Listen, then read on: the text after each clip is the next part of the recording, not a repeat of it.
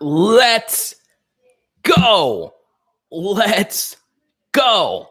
Let's go. We are so ready for a Saturday night live stream, baby. We already got a super chat from Max.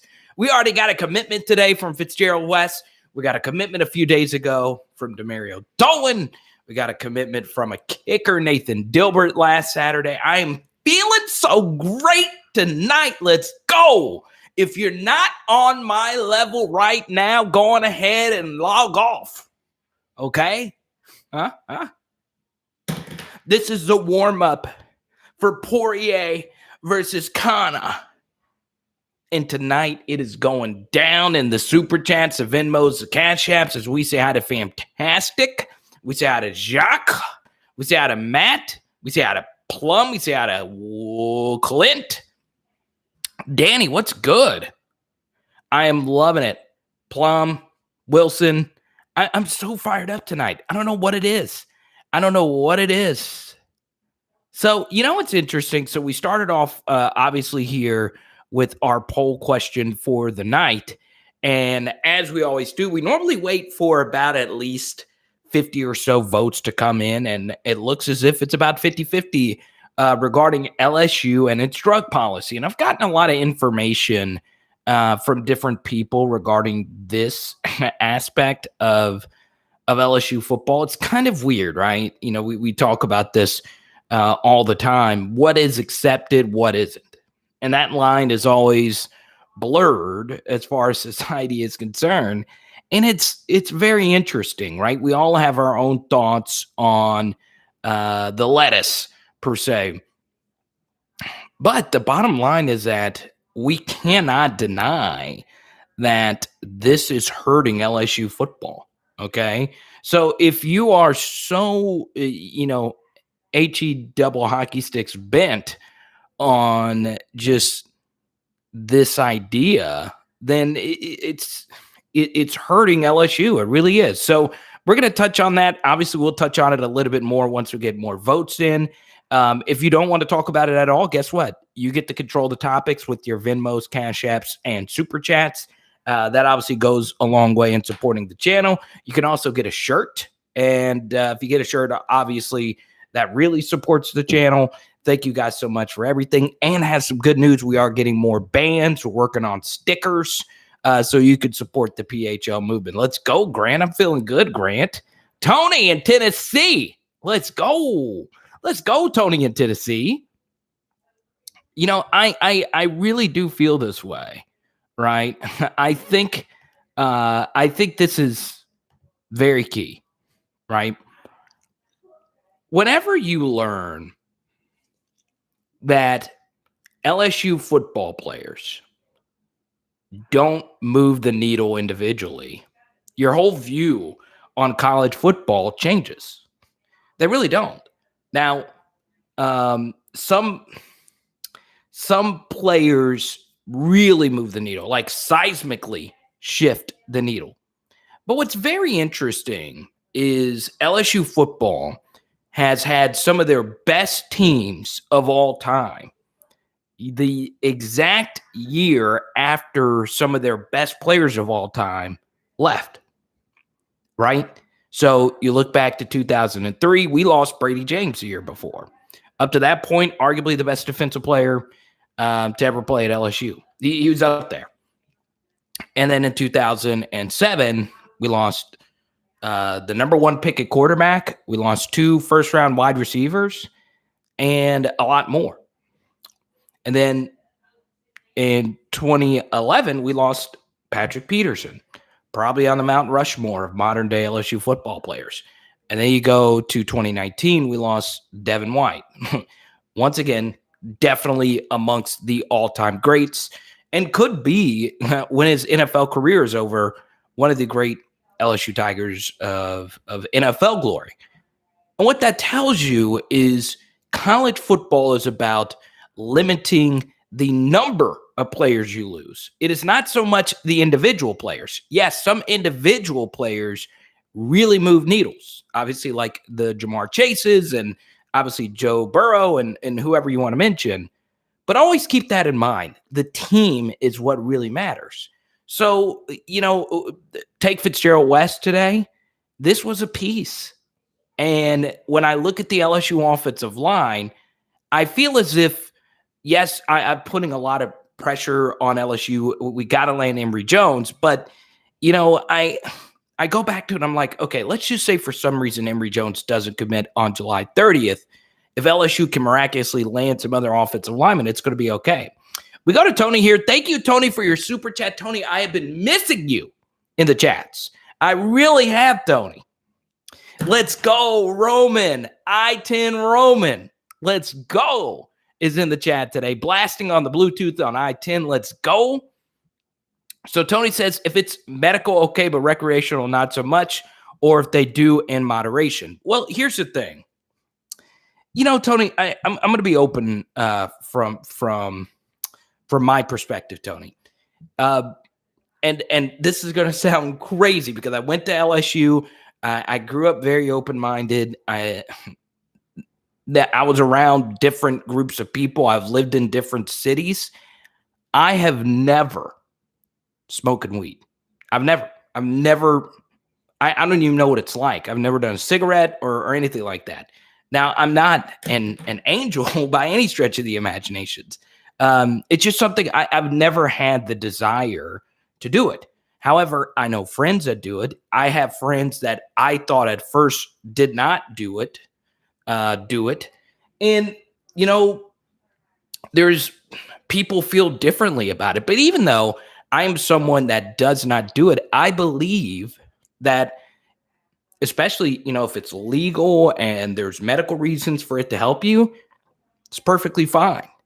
And if what Saahdiq Charles tweeted was something so powerful, because it honestly, when you really think about it, Saahdiq Charles's tweet is very powerful in and of itself. And I think, let's go to Tony. He has a super chat. My opinion on it is because I have a family who are addicts. What's up, Heartland? Tamio, what's good? I just don't want to see someone ruin their life. And look, some people can ruin their life with marijuana. It's hard to argue marijuana versus, I don't want to get this into a marijuana versus alcohol kind of debate.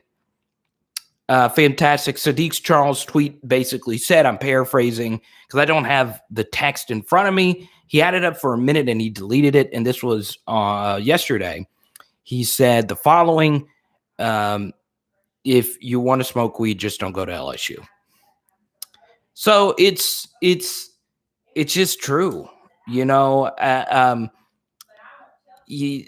compare weed to alcohol. I mean, it's obviously two completely different things. I don't want to make this that type of discussion, but we're to the point now where competitively it is seriously hurting LSU because you list the most valuable players on LSU's team, and Dare Rosenthal is definitely in the top 5. He's probably number 4 behind, to me, the top 3, Eli Ricks, Kayshon Boutte, and Derek Stingley Jr. Those 3 are so far ahead of everyone else. And then whoever the quarterback's going to be, because of the quarterback, the value that a quarterback brings to the game. But it's just wild how important Dare Rosenthal was to this team. And look, this should be a day we're celebrating. We just picked up Fitzgerald West. That's obviously really cool. But Dare Rosenthal is really good, guys. He was really good in the spring game. I honestly, you guys know I've rewatched the spring game. We did a full film study. I went back and watched the spring game again, and he was dominant, really dominant. However, Reed brings up a good point here. What's up, Johnny 5? Let's go. Johnny 5's one of the best. Reed brings up a really good point here. Cam Wire is really good, and you are right about that, Reed. Cam Wire's mother is a PHL viewer, by the way. Shout out to Keisha. And shout out to Cam tweeting about Keisha not too long ago. That was really cool. He shouted out his mom. Cam Wire is really good. And and you guys know just from live streams, before the Dare Rosenthal thing even happened, Cam Wire was my guy to start at right guard or right tackle. I think he's a better right tackle than Austin Deculus. I also think he's a better right guard than Jason Hines. But that's why this is a big loss for Dare Rosenthal. And Reed, you're one of the smartest viewers on this channel. You know, we tend to think of college, and you know this, Reed, but we tend to think of college football as, well, the starters start and that's it. Well, the offensive line gets hurt a lot. Offensive linemen go down. Offensive line, the tread begins to really wear on those tires. And you also have to keep this in mind. LSU is playing a lot of offensive linemen next season that have played a lot of snaps. And I mean a lot of snaps. Ed Ingram, Austin Deculus, even Jason Hines has played a lot of snaps. So, and I hate to say this, and it's knock on wood, but injuries are going to happen. And the good thing about Cam Wire is you can play him anywhere on the right side, and you can play him anywhere on the left side. But now that he is going to be your left tackle, your next highest backup is Anthony Bradford. Well, I believe he can only play guard. I don't know if he's a tackle. So who's your backup tackle going to be? So, obviously Xavier Hill, Mahler Martinez, those guys have ability. Garrett Dellinger is a really talented true freshman. Marcus Dumerville had a rough go at it in the spring game, but he's obviously really talented. So we'll see.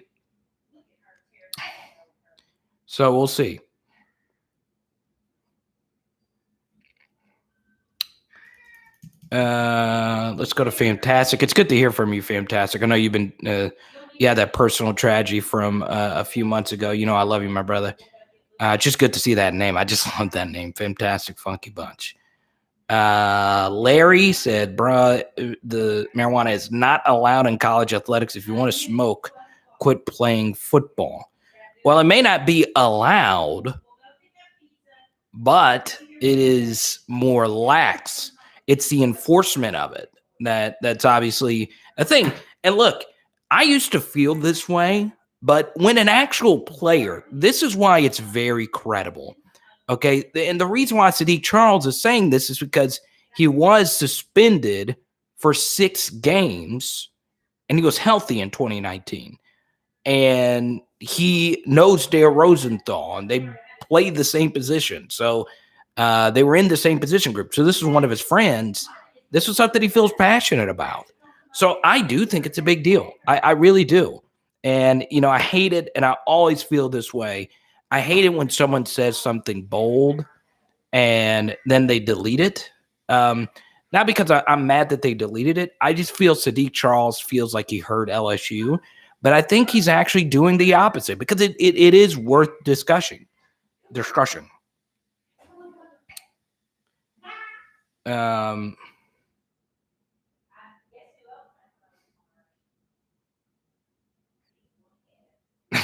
Reed says, I tried smoking a blunt and playing basketball is miserable. I couldn't really focus. The Master Blaster, Tony. So right now when we look at the poll, should LSU change its drug policy? 59-41 in favor of yes. Thank you guys for letting us be a part of your evening. I know a lot of you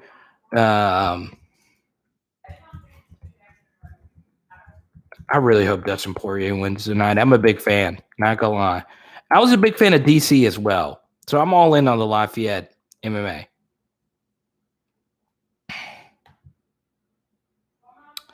And guess what, Jack? I totally agree with you as well. I just go back to, just from a few seconds ago, what Reed and I were talking about. It's just Cam is such a good backup.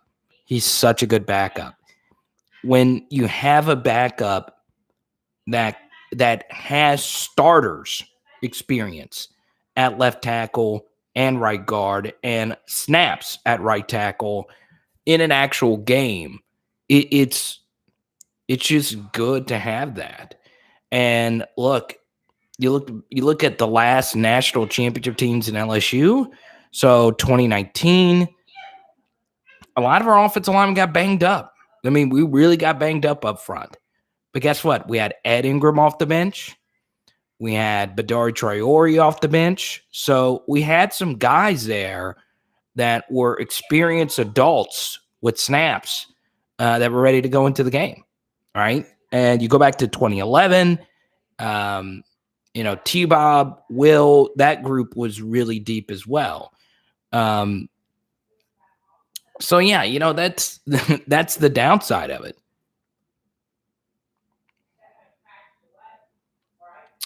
Let's not forget Honey Badger donated to DB Roof for crisis because LSU's enforcer the rule saved his life.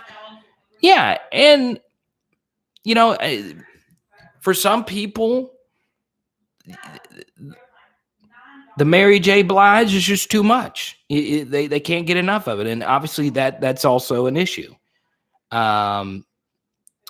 But a lot of football players smoke it. They just do. A lot of people just smoke it. Tony, this is a good point. Every week we're talking about the offensive line. It's not good, Carter. We are doomed with this issue. Yeah,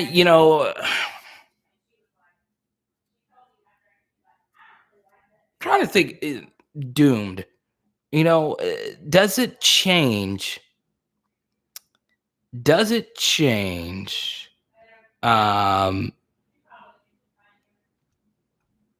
I had no idea. Let me see. Cool. That's great. I got some good news for you guys.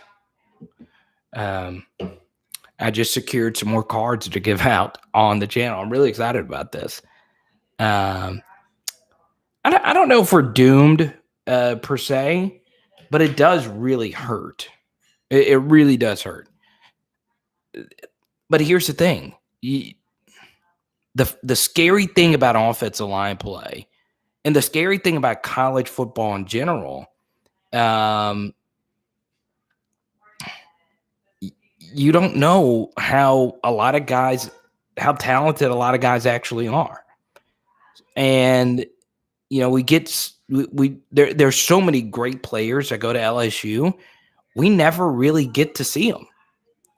They transfer out and go somewhere else. We don't allow them the right time to develop. They play a little too early. Some never get the opportunity, go somewhere else, and they stand out. It's interesting because timing is so important for recruits. But then again, you just don't know. So, we can go into next season and Garrett Dellinger's Andrew Whitworth and Cardell's ready to go and all these different things. So doomed. Tony, I know you were saying doomed on this issue as far as the context Tony was making here was we just never really get that much positive news out of it. Obviously, you got some today. But yeah, we'll see. Danny, it does. Does this affect who we choose at QB? Max is more mobile. Yeah, it does. It does. Ed Ingram's going to be interesting, Reed. So, I looked at Ed Ingram in the spring game, right? So I went back, rewatched it, and there were a few snaps where he was just getting blown away. Now, he was going up against Neil Farrell. When you go up against the same person over and over, that can happen. But, Ed Ingram did get pushed around a little bit, which is a little shocking. And I look at Ed Ingram. He's crazy. His South Carolina tape was one of the best tapes you'll ever see an LSU offensive lineman ever play. And then there are some other games where it's just like, I don't know. It's wild. Let's see. Who is Fitzgerald West? Big time. I say big time. Very nice LSU commit from today. Let's see here.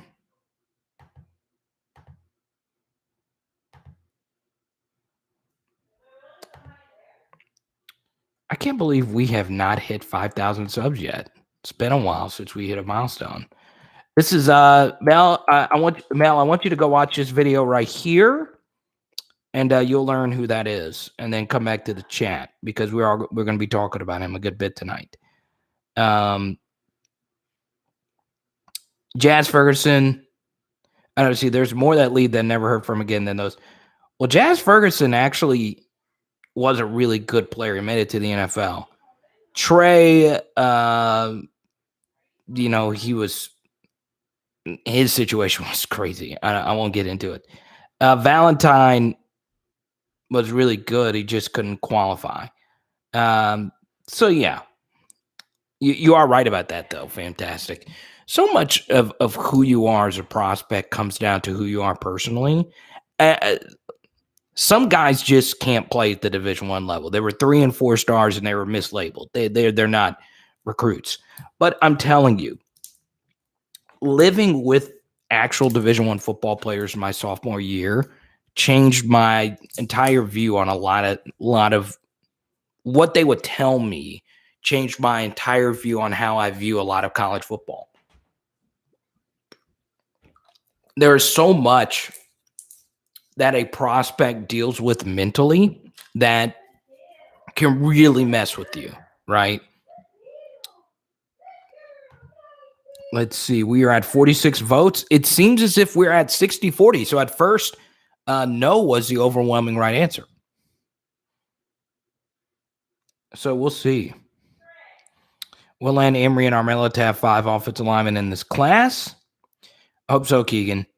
I think a Fitzgerald, West, Bo Borderlawn, Emory Jones, and Will Campbell class will be pretty good. If this were any other year, but I do think they need to get a 5th. I do think a 5th would be great. So we'll see.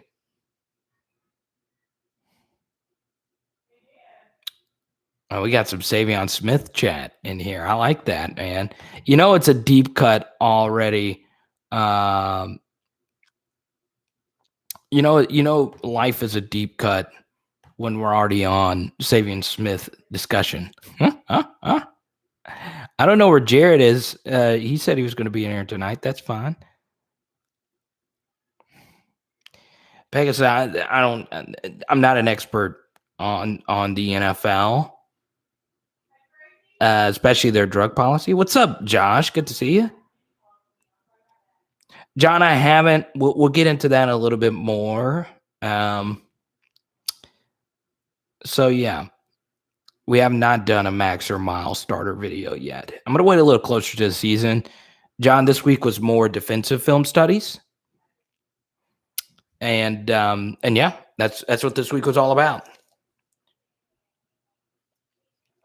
Nothing offense related. And the reason why I did defensive film studies this week is so much is going to be focused on the offense. It really is.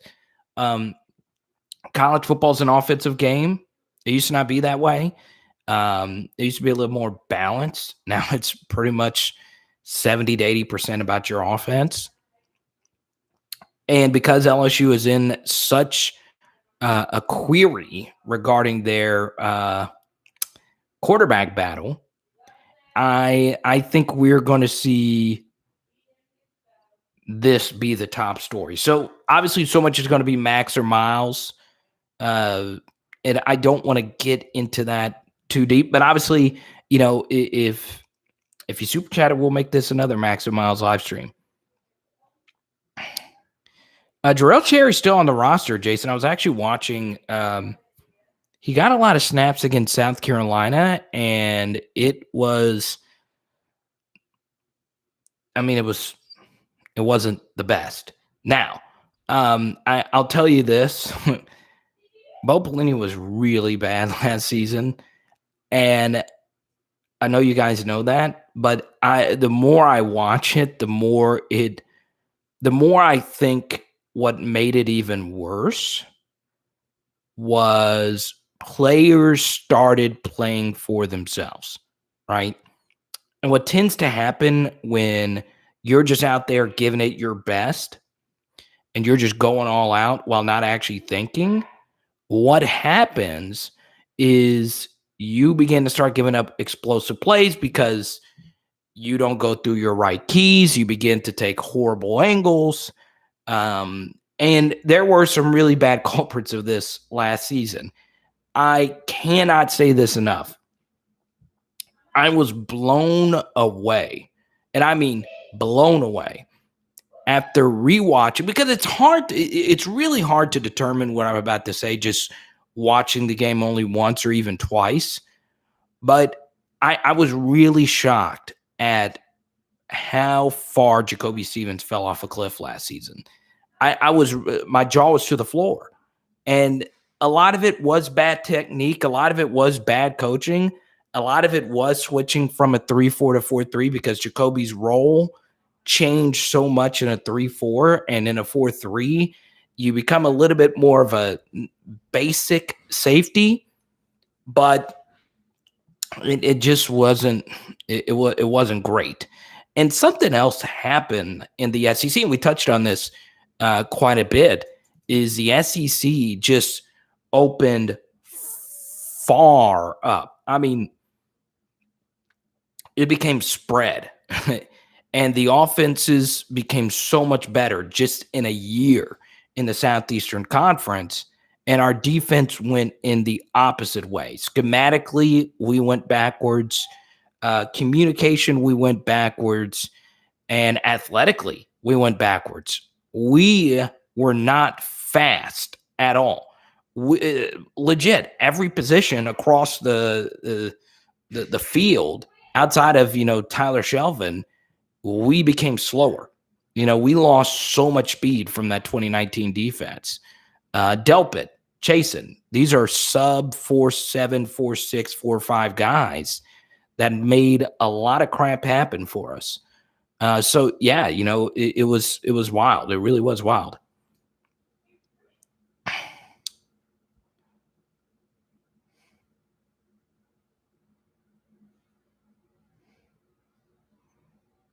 Yeah, Patrick Queen for sure. Patrick Queen, Jacob Phillips, and obviously Jabril Cox covered a lot of ground, and he was a better coverage linebacker than both of them because he's one of the best coverage linebackers you'll ever see. But I still believe Phillips and Queen were both better players in them. Not by much, but yeah. And then, of course, the LSU defense did not play as a team last season.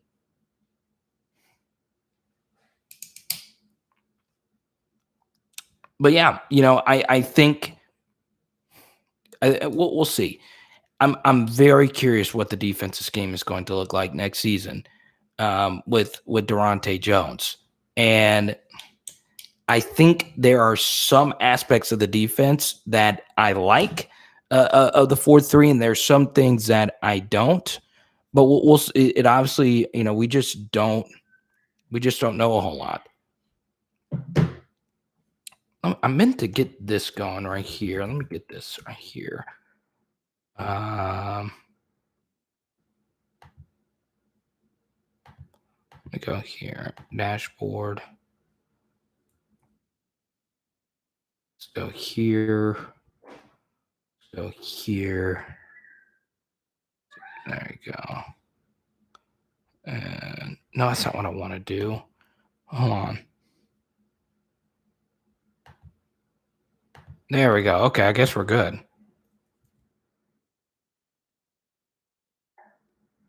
Okay, good. I was making sure my t-shirt link was working. It was working earlier.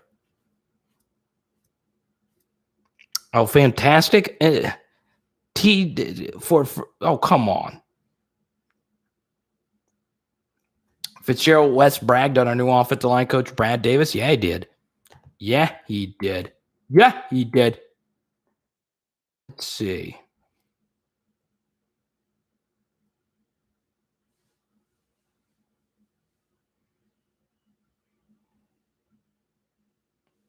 Oh, Poirier is favored.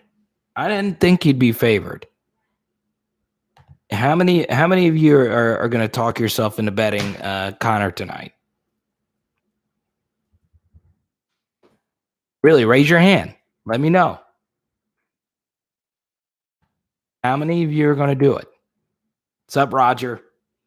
Roger, I know you asked about the bands. They are currently in transit. Yeah, since you asked, I'll talk a little bit about Max and Miles. Okay.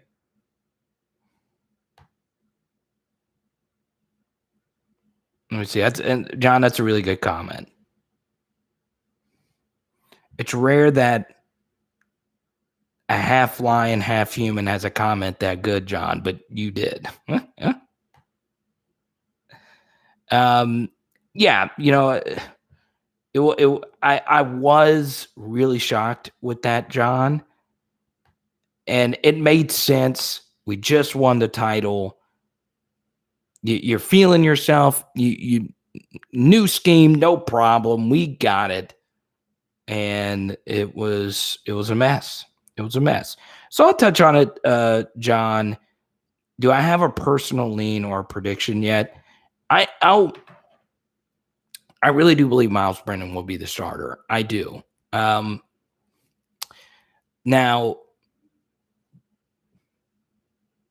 is that a guess? Kinda. I don't think the coaching staff for real knows it. I know there was a quote Ed Orgeron said to Mike Detillier, something like the locker room knows it, or I don't know. I don't know. I do think they will start Myles Brennan. I do. So we'll see. I've always felt it was Myles, even though during this offseason I've had Max as my QB1. They're two different styles, and Myles, you get a better vertical thrower. And what I'll do, and look, a lot of you have been requesting Max Johnson film study. We've done a lot of Myles Brennan film study. So I've already done the Max Johnson film study versus Florida. It's somewhere on the channel. But we haven't done one for the Ole Miss game. And I go back to this about Max Johnson. Is he vertically gifted as far as just firing the football into tight windows? No, but you don't need to be. You don't. I would like to rewatch the Ole Miss game. I have rewatched it. I do think I need all 22 though, and I've been working to get all 22 for the Ole Miss game, and I've gotten no luck. I've been able to get all 22 for some plays. I do need the all 22 to get a better understanding on some of the throws. But there was a lot that I liked about Max Johnson. Something else about Max is Myles might be a better quarterback with a better full supporting cast, but Max is better served to carry a team. And the reason why I say that is because he is more mobile. And the games that he did win and overall play well in were games where he did not have the best supporting cast around him. He just didn't. And he still delivered. So we'll see.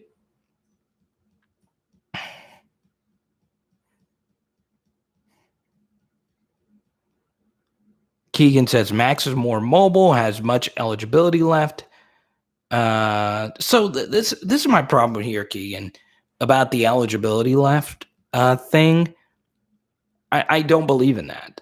I don't believe in starting someone that has more eligibility left. College football is random. College football is so freaking random.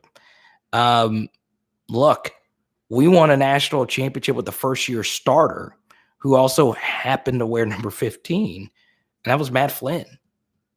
college football is a year-by-year sport. This is not the NFL, where you do take into consideration youth because your franchise quarterback will be there forever, and you have, you have a better idea of roster construction.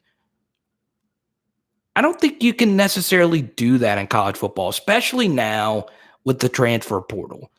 You can't justify playing the younger guy if he's not the better guy, because college football is such a year by year sport.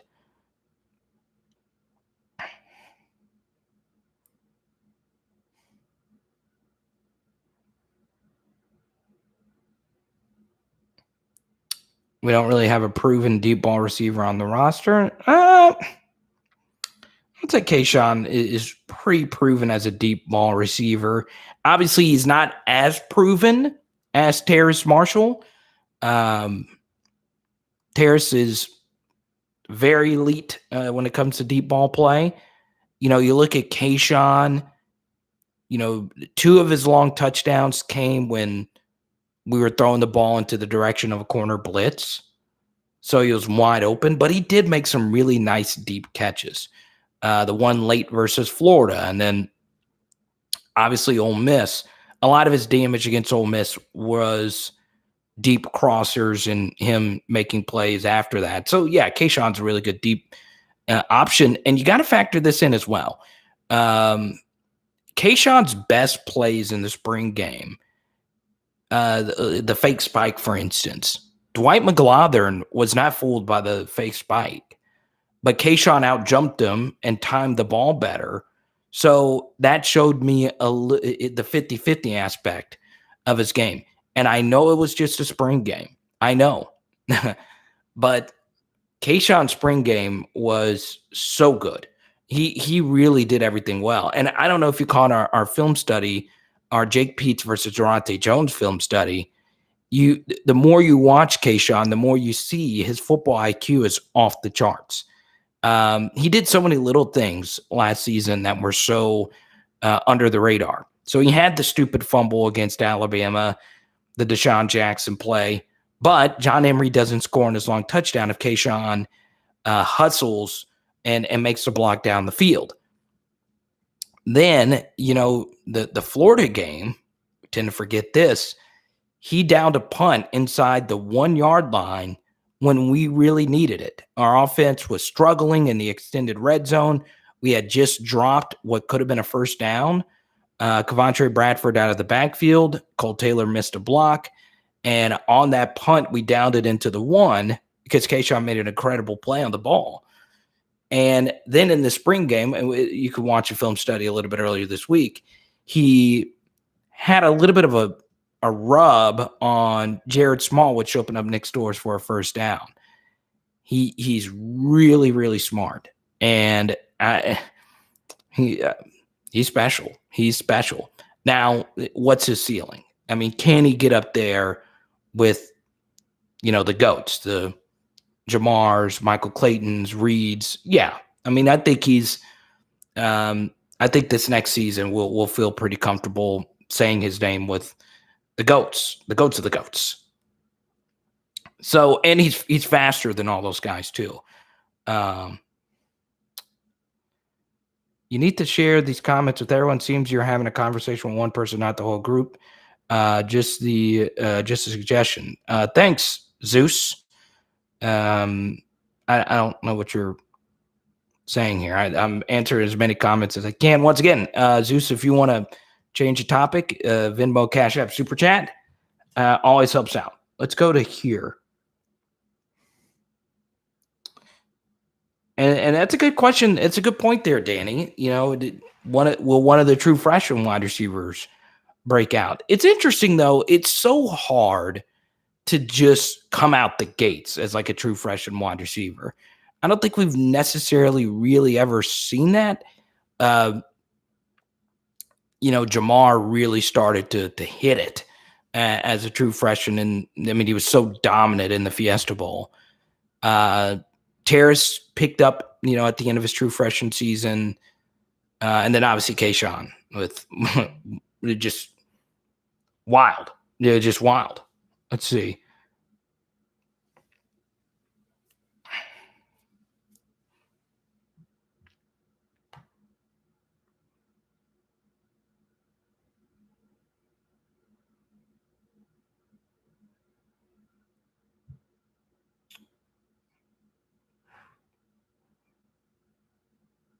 I'm just trying to understand. I mean, I feel like I've tried to answer a question from everyone.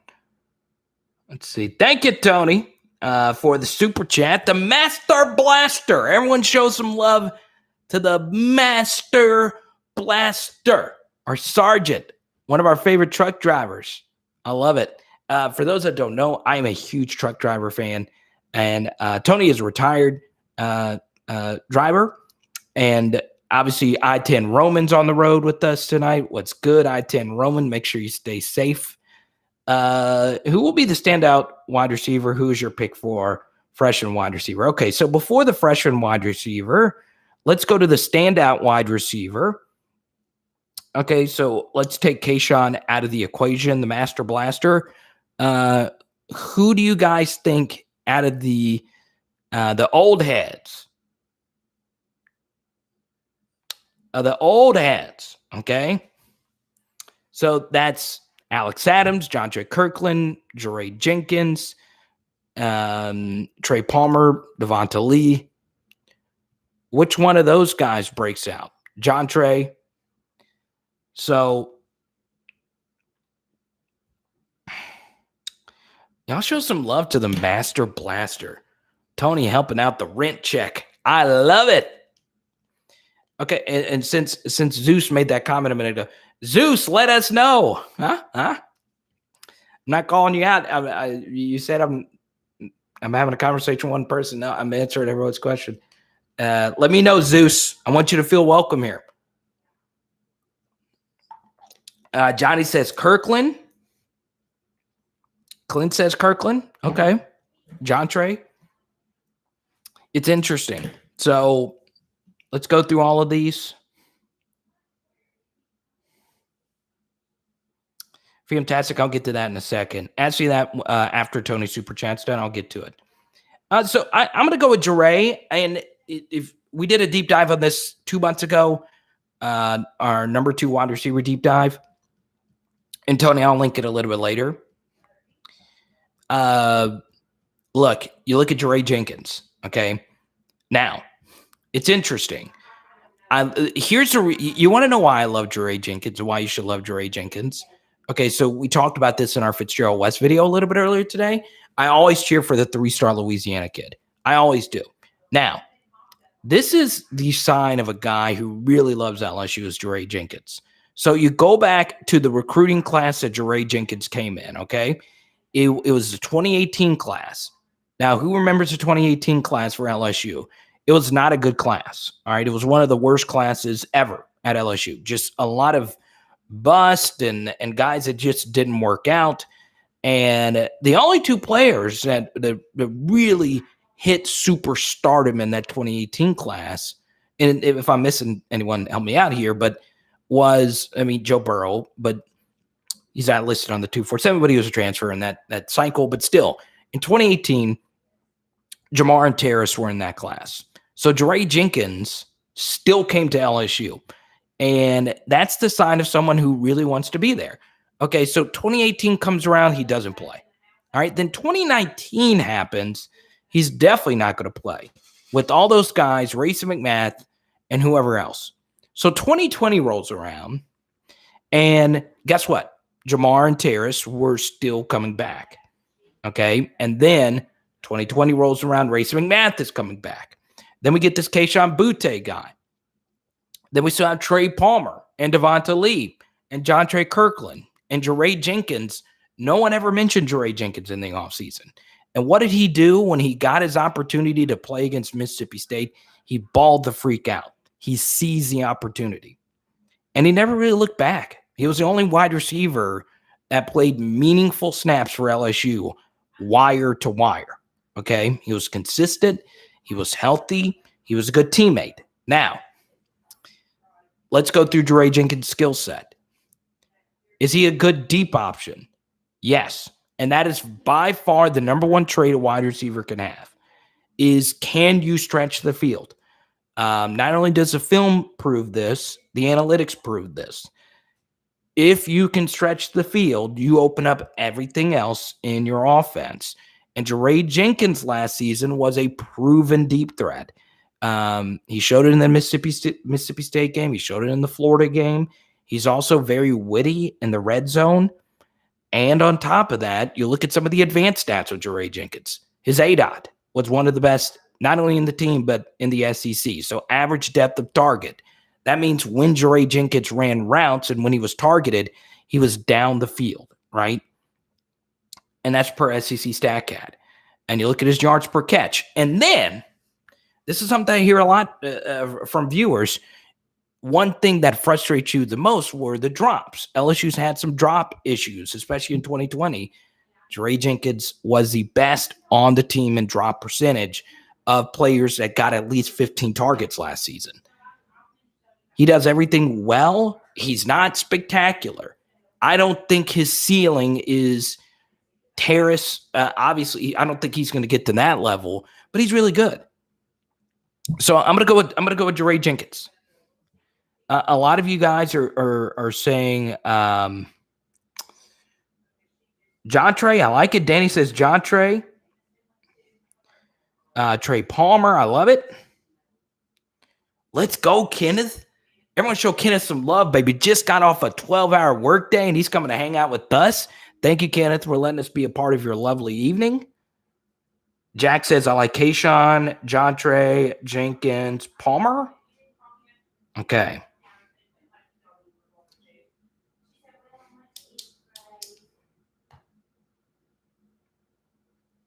Let's see. Coy Moore. Coy's got some real good work ethic. And it's interesting. I like Coy. I like Coy's game a lot. He did play a lot as a true freshman. I always thought of him more of a year two guy. I thought year two would be his breakout year.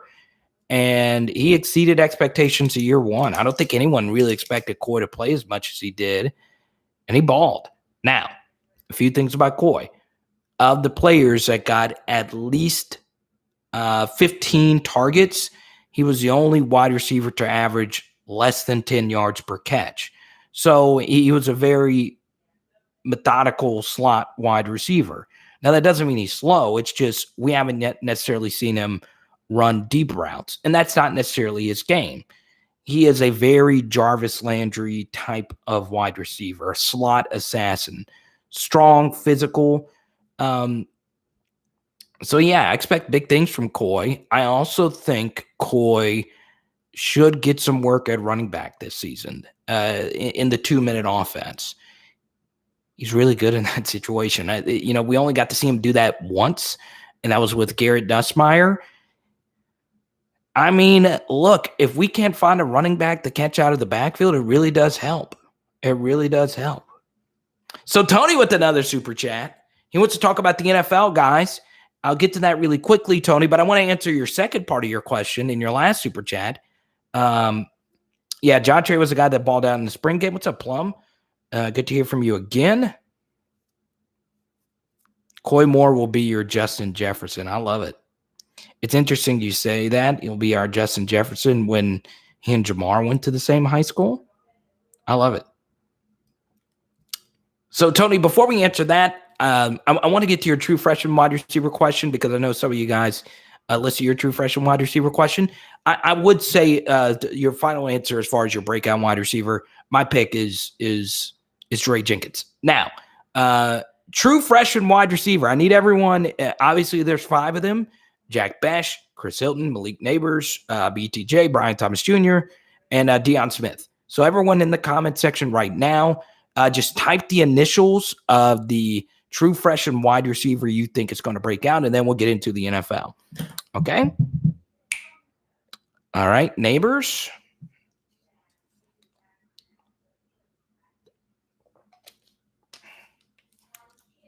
Keegan says BTJ. BTJ. Matthew, what's good, man?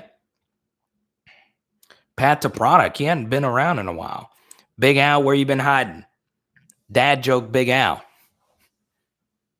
Tell the wifey I said hello. I hope she is feeling a little better. Chris Hilton, Malik Neighbors, JB, Jack Besh. I like it.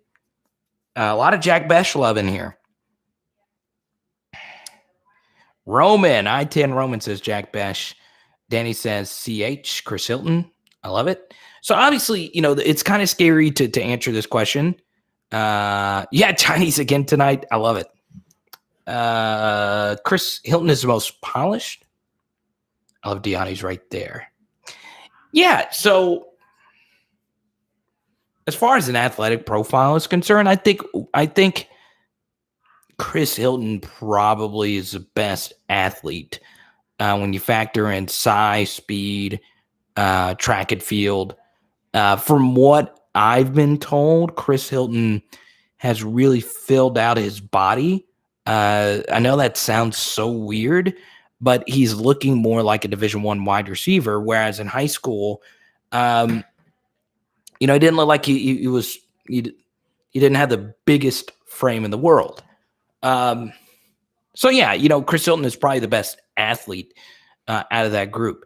I do think I've gone through the tape, and it's funny the Master Blaster brought this up because we've also done a true freshman wide receiver thing. Now, your question, Master Blaster, was who would be the biggest impact true freshman wide receiver? I do think if you go by history, Brian Thomas Jr. and Chris Hilton are the two guys that will probably have the best careers. That's just by me looking at trends, looking at top 100 wide receivers, their athletic profiles. But even though he is the lowest rated, I freaking love me some Jack Besh. I love me some Jack Besh. Might be more of a year two guy. However, there is playing time at tight end to be available.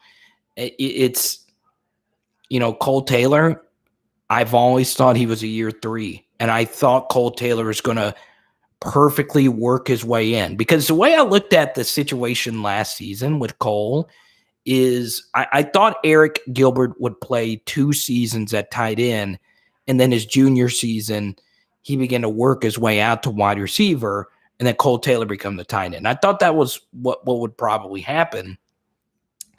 But instead, obviously, AG2 let the whole team down, and then Cole was just not ready to play against Division I athletes. Going from Colorado to the SEC as a 3-star, lanky tight end prospect. We did a film study on this. He struggled blocking, and it was a big issue. And yeah, I do think right now, if I had to pick, even though I've not seen him play at the Division I level, if I had to pick a tight end, even though Jack Besh has never played tight end, I would probably pick Jack Besh. I think he's really good. I really, really do. Carvis, you've caught both videos. Mr. G. But Jack Besh is really freaking good at football. He's really freaking good at football. Now, I don't think he's George Kittle, but yeah, man, it's interesting. So if I were to do comps, and we'll get to your NFL question in just a second about Jets, because I love talking about Jamar, Justin, and Terrace. So Jack Besh reminds me so much of AJ Brown. I think I think it's a very good comp.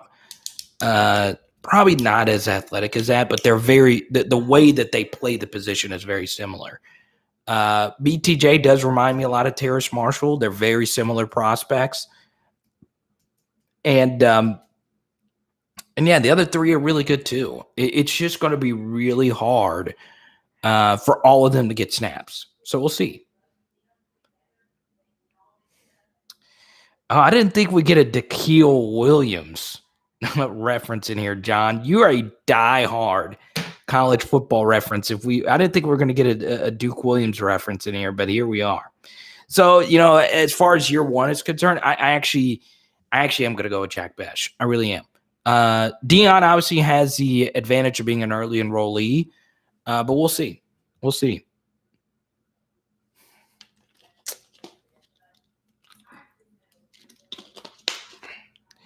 Now, to the Master Blaster. Let me go back to read your question here. Who will be the standout LSU wide receiver in the NFL out of JJ, Chase, and Marshall? So, we'll throw the question out to you guys again. And obviously, we have 75 people in here watching. Please hit the like button. Obviously, Venmo, Cash App, Super Chat. That does help us out so much. I don't make that much on AdSense. This is it. So I appreciate all your support. I really do, especially the Master Blaster. I love that name. So yeah, I want you guys right now to tell me who's going to be the best NFL wide receiver. Okay, and you're coming into this question knowing that Justin Jefferson had the greatest rookie wide receiver season in the history of the league in a pandemic year. Across from an elite wide receiver, Kirk Cousins throwing him the ball, Dalvin Cook running the ball. So there's mouths to feed. Irv Smith, Kyle Rudolph, and Jets still caught 88 freaking passes. Do you know how hard it is to catch 88 passes in the NFL? I mean, we're talking about the National freaking Football League. I'm shocked how many of you are saying Terrace Marshall. I really am. Okay. And I'm not, that's not a knock at Terrace Marshall.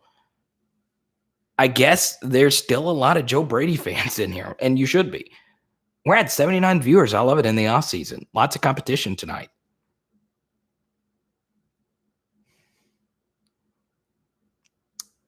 So we're at 81 now. Let's go. Hit that like button. Let's see. Not getting as many answers on this one, the Master Blaster. And this always happens whenever we talk NFL. People just want to talk about the current team. So I'll be quick on this one, Tony. I do think Jamar's going to be great. I do think there will be some rust. You look at the last time something like this happened was actually in 2003.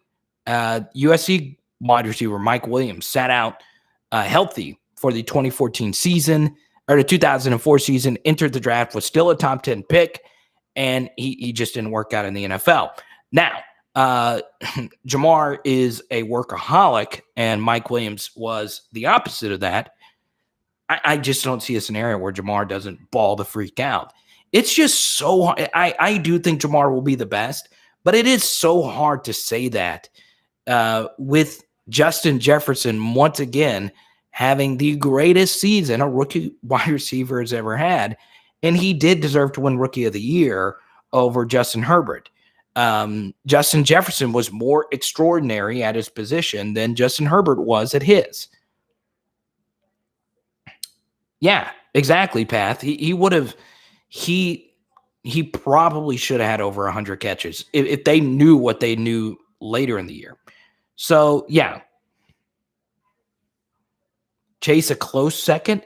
I just, here's the thing about Terrace that's going to be interesting. Number one, the only reason he fell off is in the draft is because his medicals got flagged. The NFL doesn't like seeing injury history, especially with two different injuries during Terrace's career. So health is going to be very interesting. Also, something else is Sam Darnold is bad at football. He's bad. He's just bad. He's just bad. Sometimes with quarterbacks, you don't need to overcomplicate it. Well, he played for the Jets. He was still bad, really bad. They didn't have an offensive line. He was playing for Adam Gase. And that's right. It's true. Okay. But sometimes you can be with a horrible coach and still have a horrible quarterback. That's what made the Jets really awful, right? Terrace is special. He's really good. I think he has the worst quarterback in the NFL throwing him the football. There's no quarterback in the league I am less excited about than the Carolina Panthers quarterback situation. And they could have got Justin Fields. But Matt Rule and Joe Brady, I have a lot of respect for both of those guys. They know way more about football than I do. I really do think they are really sharp. They just made a really bad decision. But yeah, and I hate it because I'm a Terrace fan. Let's see. Will we get a freaking punt return for a touchdown from Derek Stingley? It is interesting. Okay. Tony, thank you again. Tony is just like throwing down the super chats tonight. I want to see who's going to match Tony. Okay. I want to see if someone could bring that same heat like Tony tonight. Let's go, Tony. The Master Blaster. Let's go.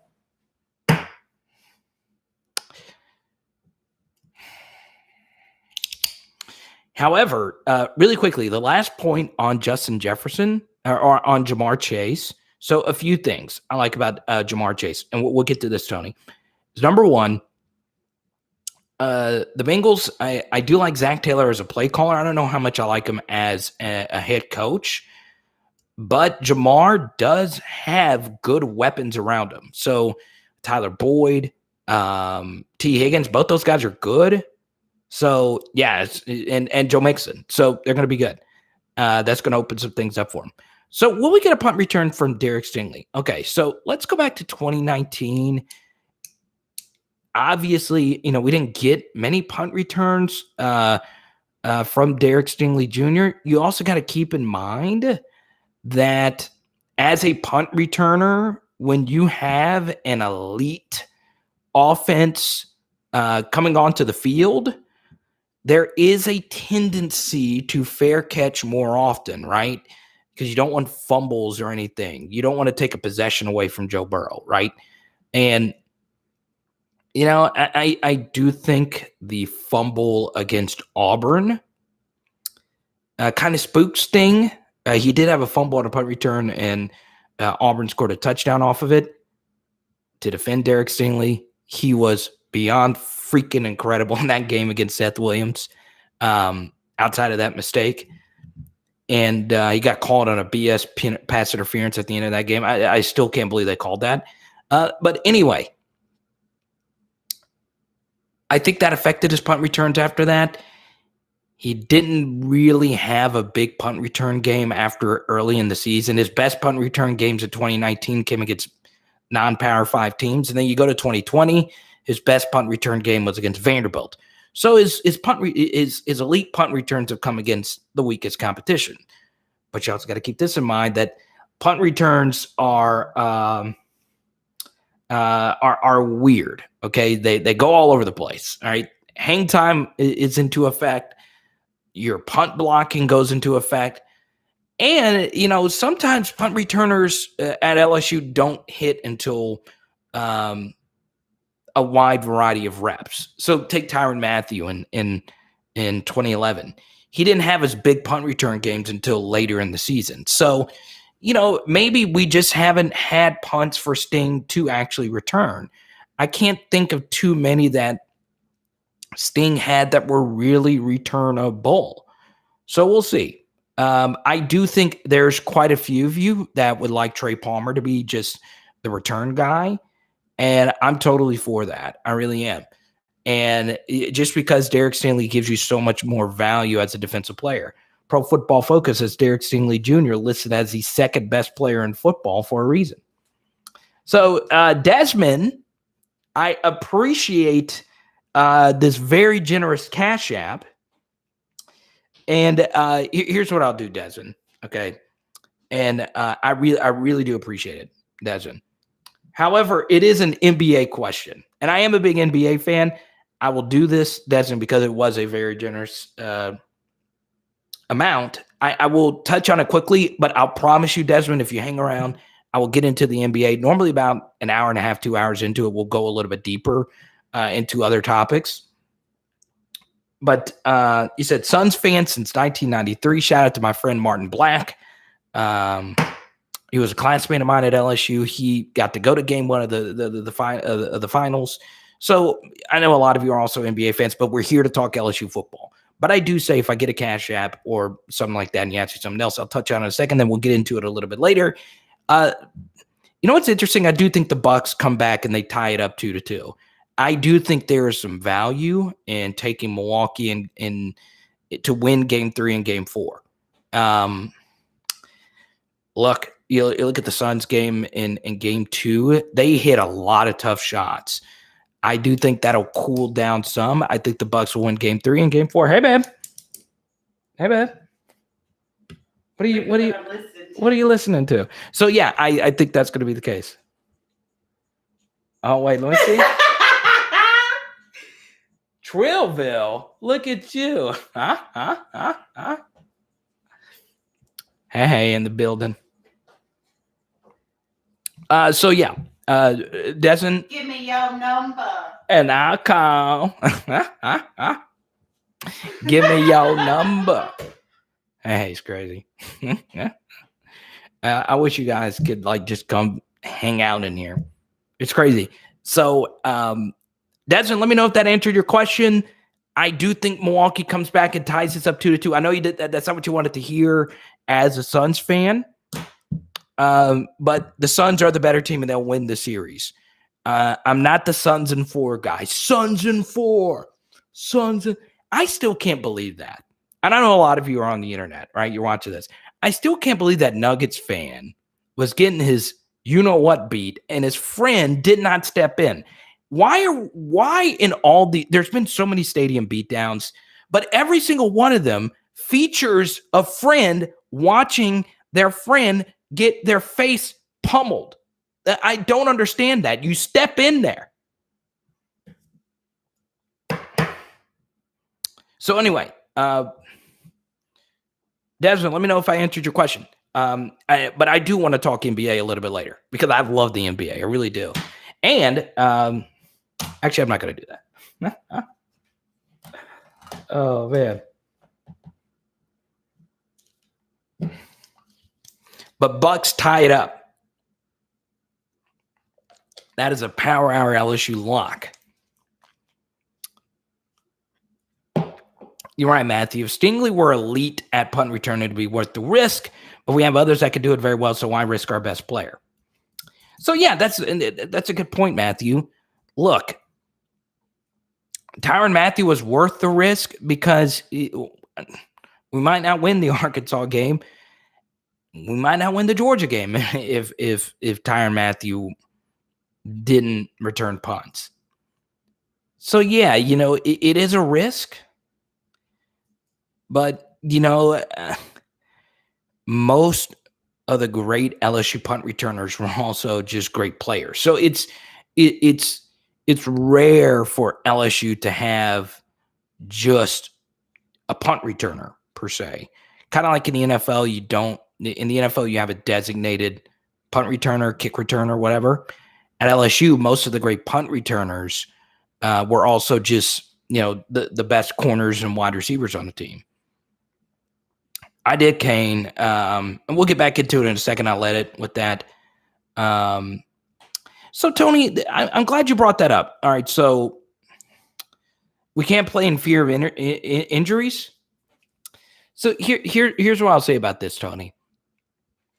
You are right. You can't play fear of injuries. However, you can make educated guesses as to who's going to be hurt and who's not going to be hurt. So here's a perfect example of this. Let's say Terrace Marshall was the punt returner for 2020. Well, that wouldn't make sense because Terrace Marshall does have injury history. Okay, so we were talking about Tyrann Mathieu a minute ago. He had not been hurt.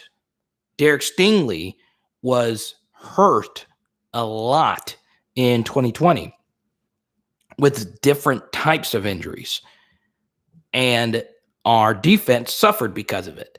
When Derek Stingley Jr. was fully healthy, he had some really dominant games. His South Carolina game was beyond phenomenal. His Vanderbilt game was beyond phenomenal. Texas A&M game, same thing. He gives you so much value as that type of player. So, it is a cost-benefit analysis that you have to run.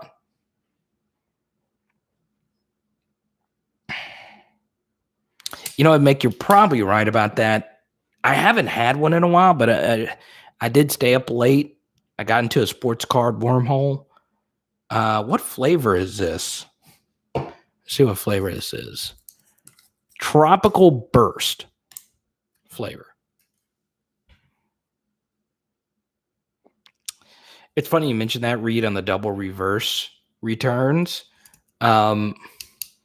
Sting, that's how Sting got a lot of his punt returns in high school. Were trick plays, double reverse punt returns.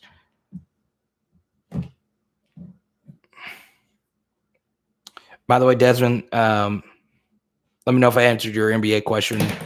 Okay. Let's see.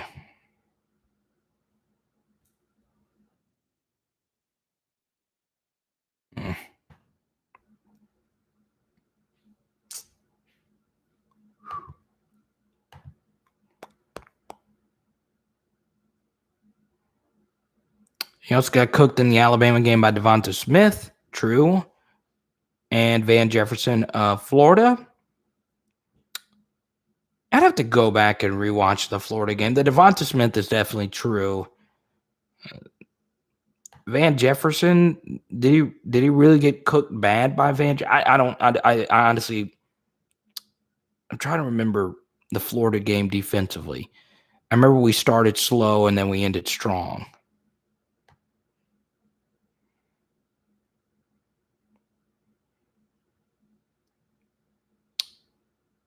Okay, good, Desmond. You're my guy. But Desmond, I'm not going to lie, I actually am pulling for the Suns because I am a Chris Paul fan.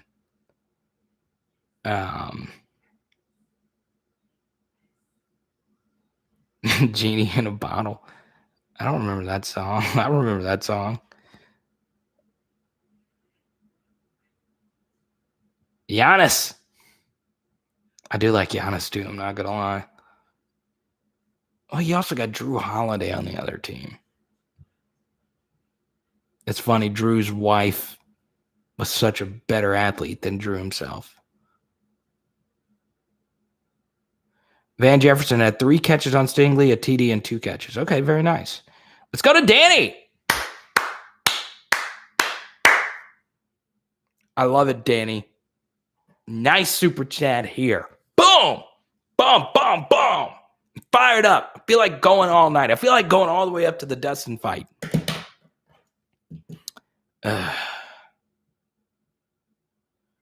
I thought, okay, Danny, I'm not going to lie. I read this comment.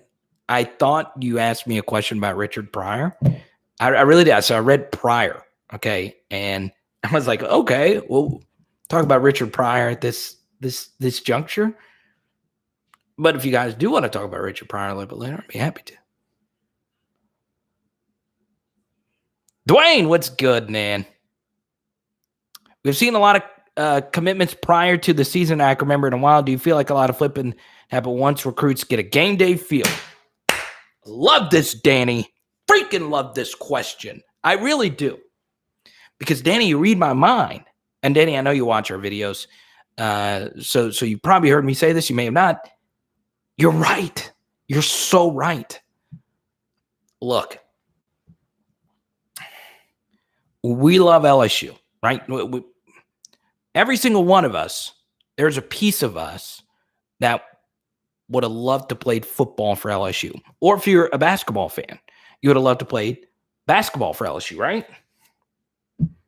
You better believe these recruits are about to flip like crazy when the season comes. Now, look, I don't have the data in front of me about how many times recruits actually flip during the season compared to what this season could be. But it is interesting that there are a lot of commitments not only being made before the season, But there's also a lot of commitments being made, or not just commitments, but just lists being trimmed down.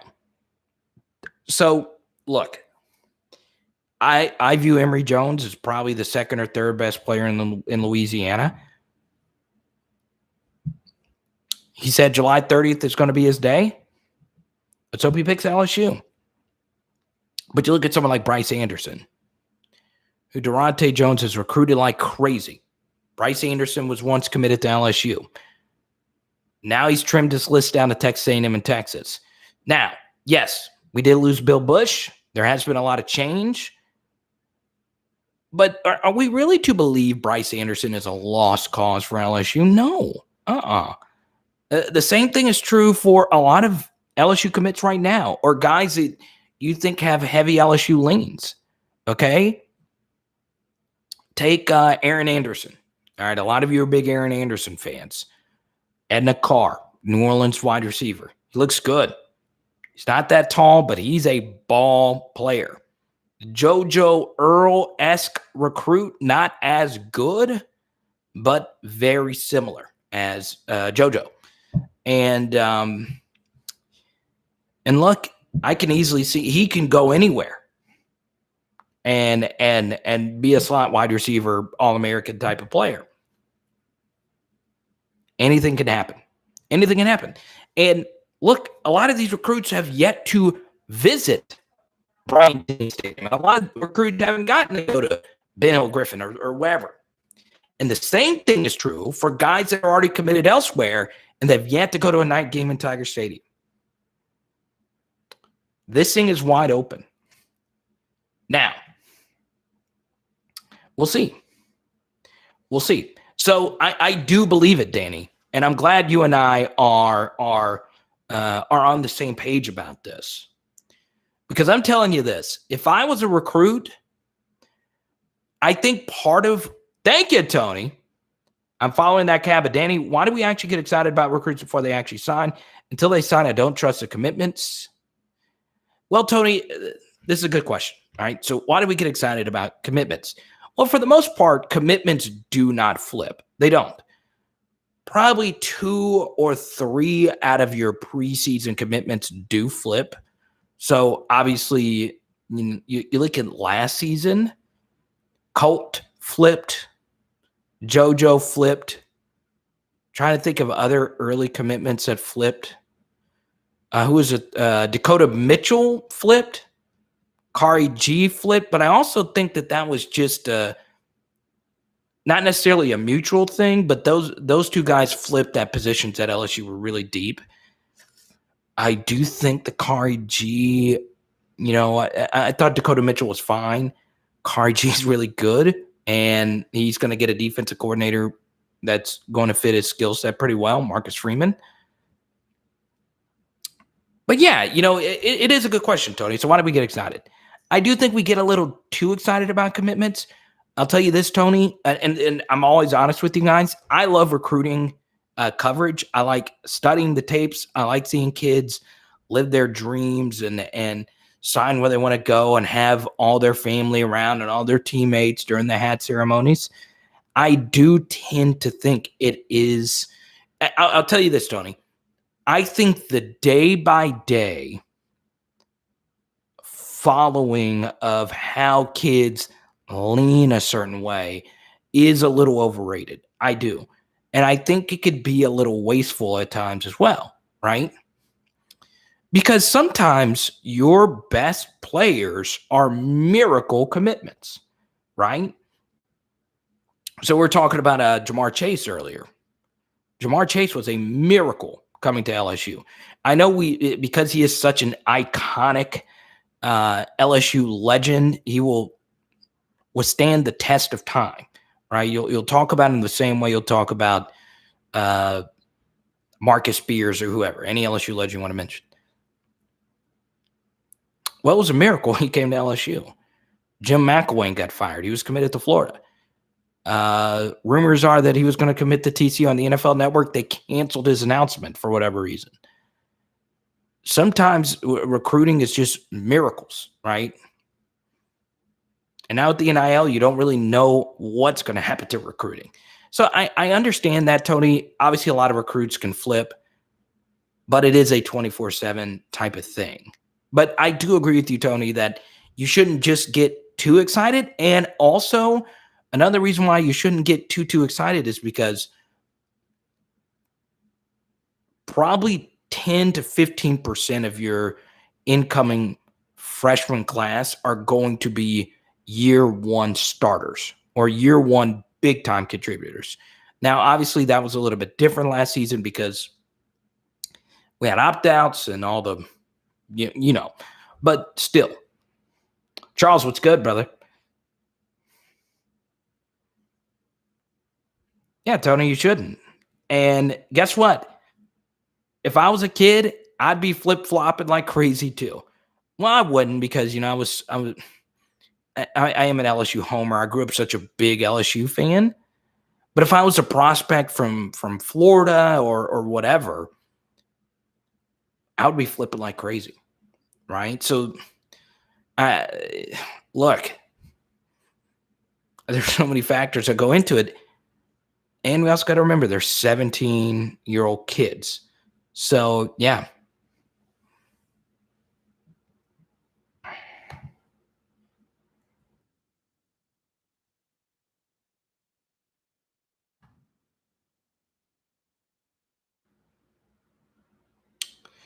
Yeah, Reed. Last time a Louisiana commit flipped,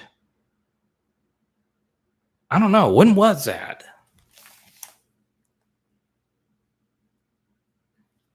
That is interesting, Reed. I don't know. Wait, is Jared finally in here? Okay, finally, Jared. Jared took off work tonight to be with us. Keegan Le'Veon Moss is rumored to flip from LSU to Bama soon. Do you mean the opposite? I just want to clarify. Bama to LSU. Perfect. Yeah, cool. That'd be great. Not a gigantic position of need, but I know the LSU coaching staff loves him. I also look. There's 3 Louisiana running backs in the top 10. I'm looking at it right now. Of the 3, I probably like Jennings and Citizen a little bit more than Moss. But I don't think there's necessarily a huge drop-off between them. Now, I've gotten this wrong. I've mislabeled running backs before, but we'll see. We'll see. Let's see something really quickly.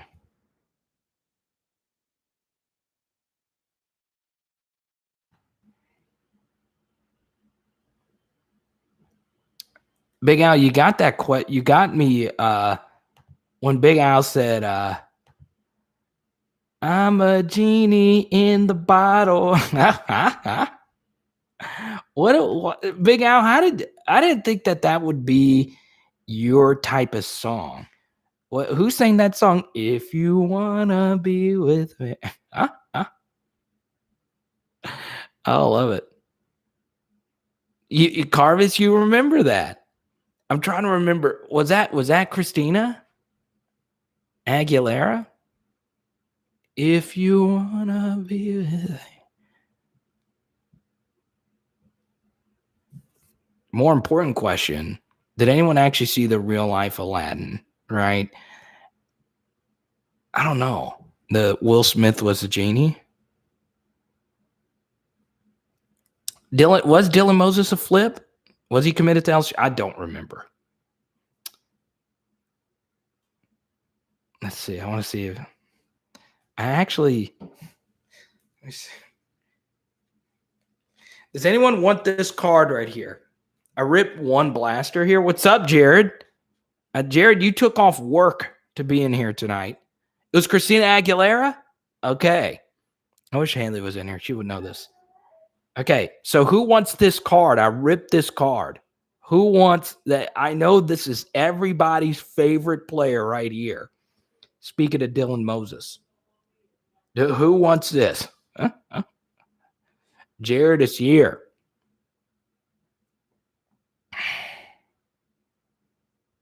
Who wants Matt, do you really want this? I was just seeing if there was a U-High Cub fan in here. Will it burn? Huh? Let me see, Jared. I think your card is still here. I'm waiting until we meet up in Bama in a few weeks. Right here. Boom. That's right there. This card's going to Jared.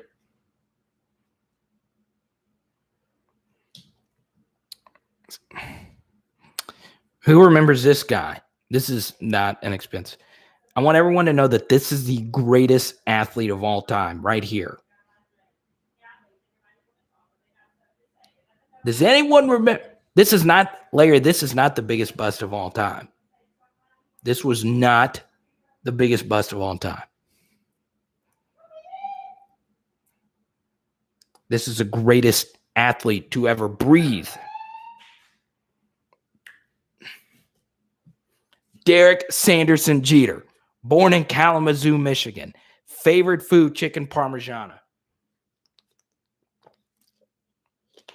Where are my backyard baseball fans in here?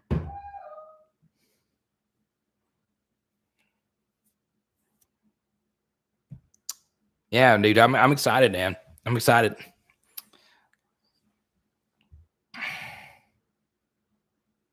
Yeah, Grant, I won't get into sports cards until a little bit later. We actually have a viewer that bought a really, I don't know if you guys caught this in the last live stream. We actually did have a viewer buy a very expensive Joe Burrow card. That's obviously not my budget. He did buy a 1,700 Burrow card.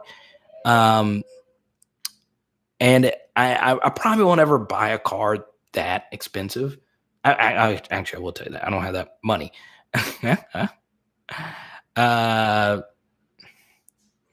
I know, little dude. The analytics community hates Jeter. I know they do. And I got to say this to the baseball analytics community. NWO. Yeah, Dylan Moses wasn't a bust. He was a good player, right? If we're going to be fair, he was a good player. Just injuries. Okay, let's go ahead and end this poll here. We're at 102 votes. I don't think we get to 102 votes, but here we are. And the final poll.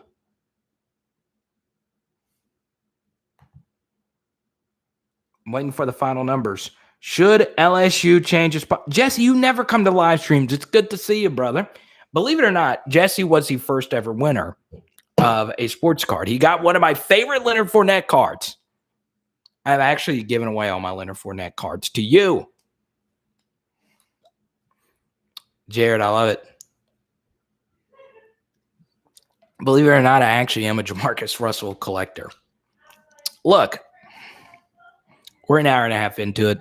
We've discussed all the big stories. So the big stories that you need to know, if you're just joining us, Fitzgerald West commits to LSU. Saahdiq Charles' tweet yesterday.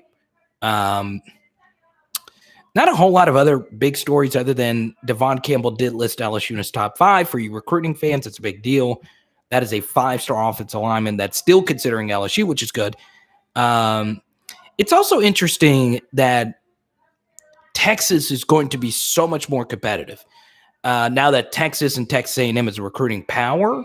So we've already seen that with Bryce Anderson. So LSU is going to really need to hammer Florida.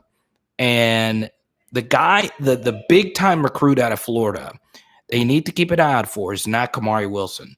It's probably not going to happen. But Azariah Thomas is a ball player. He is a ball player.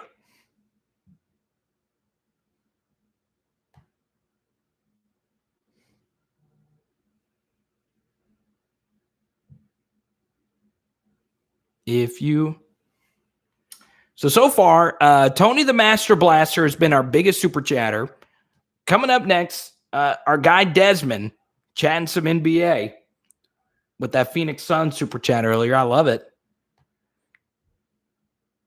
It is big. We knew that. It wasn't a need. There's no such thing as a need, but it is good to get some things going in Florida, right?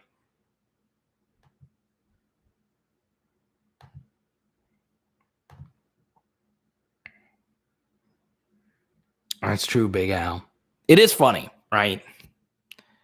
It's not Dan Mullen's thing. Recruiting is not his thing. And this is just true, all right?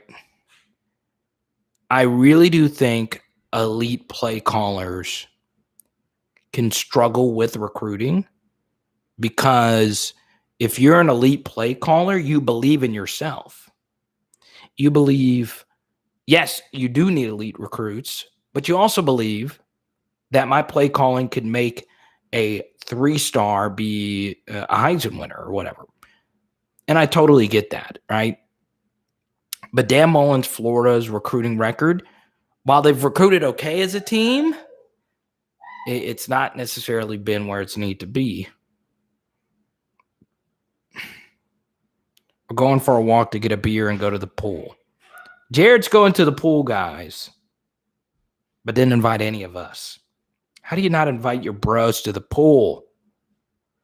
But Big Al, you're right about that.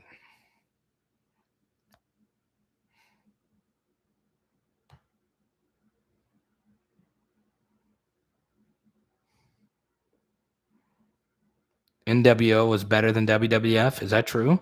Not a big wrestling guy. If you wanna be, that song is stuck in my head. I'm gonna get Haley to go nuts on y'all for that. That is my jam.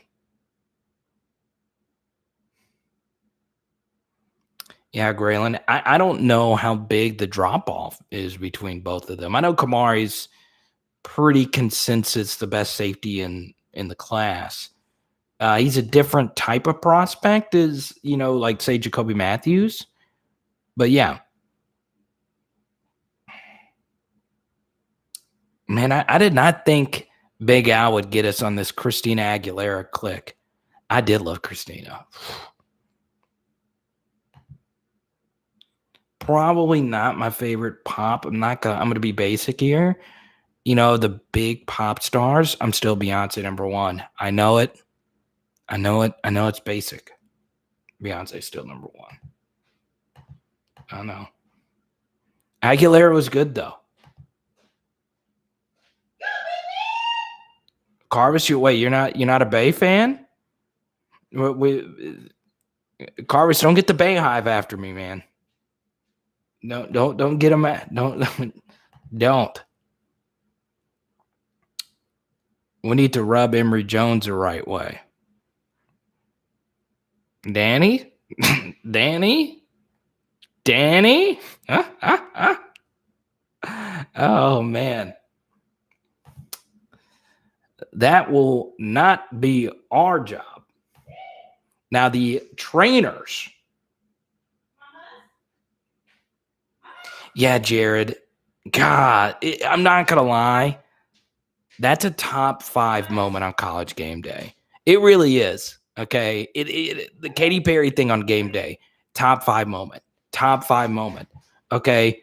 I understand. All right. That's an unpopular opinion because she was putting down on LSU, but that was a huge moment for College Game Day. Okay.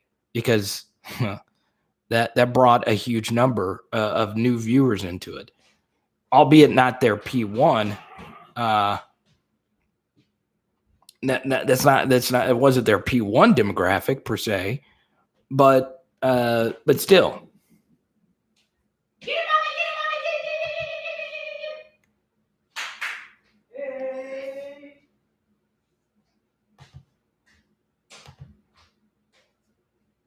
Let's see.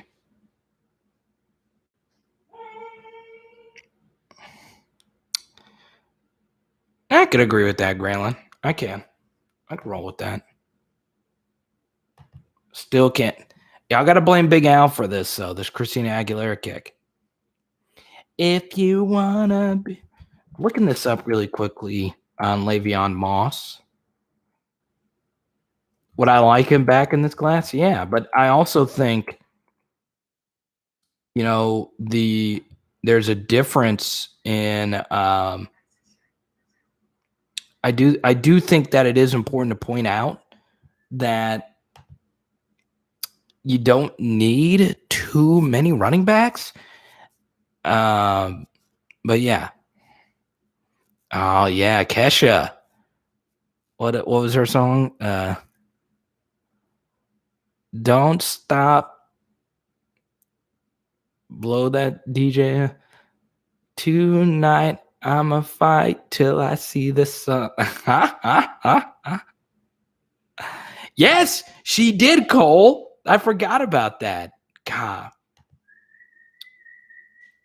Katy Perry, though, is slightly, I'm not going to lie, slightly overrated. Slightly overrated. Slightly. Yeah, TikTok.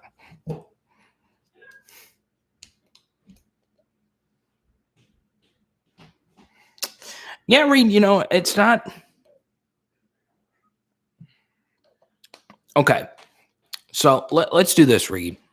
I'm glad you brought this up. So take Le'Veon Moss, for instance. So Le'Veon Moss is a really good running back prospect, right? So the first thing you have to say is this. How much do you like Armani Goodwin and Corey Kiner? Like, how good do you think those two guys are? All right. So the first thing is, if you think both of those guys are elite, then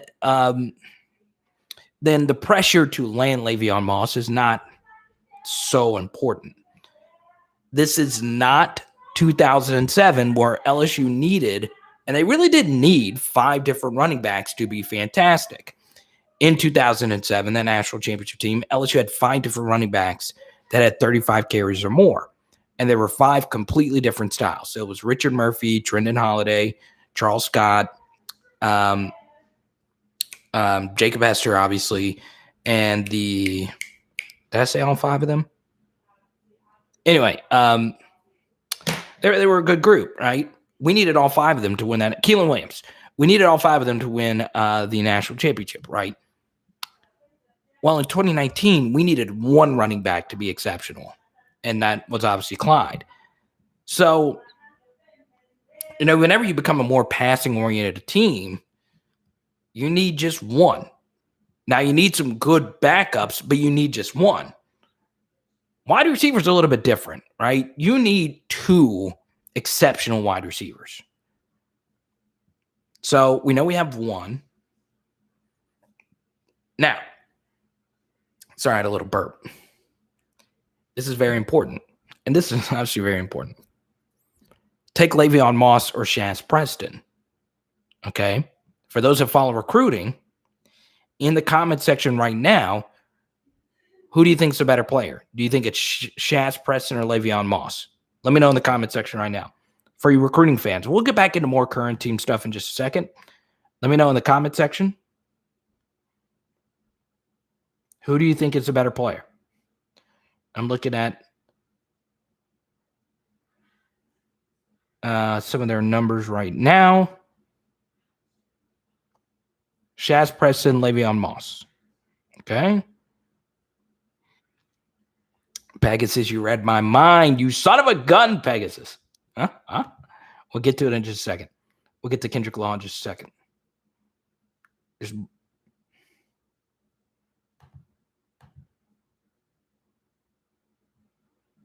Shaz by a landslide. Jesse, what's good? We talked about this earlier. Jure, current number 2. So it was consensus here, Shaz. Right? So tell me this. Who do you like better? Kendrick Law or who do you like better? Kendrick Law or Le'Veon Moss? Kendrick Law or Shaz is my poorly educated guess. That's fine, Grayland. It's kind of hard to say. We don't have their senior film yet. So, who would you prefer? Would you rather Le'Veon Moss or Kendrick Law? All right.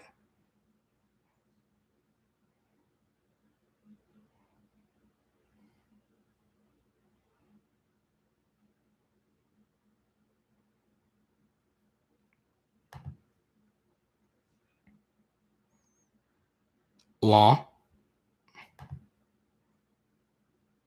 Lots of love for some Kendrick Lawn here. It's okay, Jesse.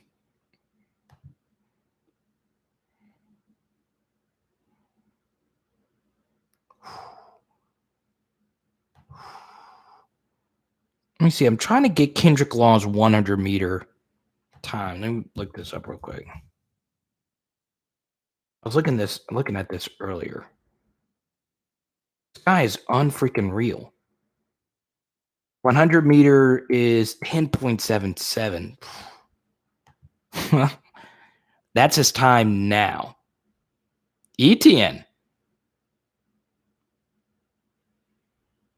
Ooh, Carvis. Wow. Carvis. Do you think Kendrick Law is JoJo Earl special? Ooh, Carvis. You know how I feel about JoJo. I'm still hurt by that, man. I was so freaking excited. I thought JoJo Earl was going to be a movement at LSU. A movement. And it could just be, and look, I know I've been the JoJo Earl hype channel, and obviously he went to Alabama. He was my number one player, period, in 2021. I couldn't believe it. I'm telling you, I had an out-of-body experience watching this guy play football. It's unbelievable how freaking good he is. Now, Carvis, I trust your evaluations, and I freaking hope you're right, okay? Because, man, it would have been nice to have JoJo Earl at LSU. Ooh, Moss, but close over Kendrick Law.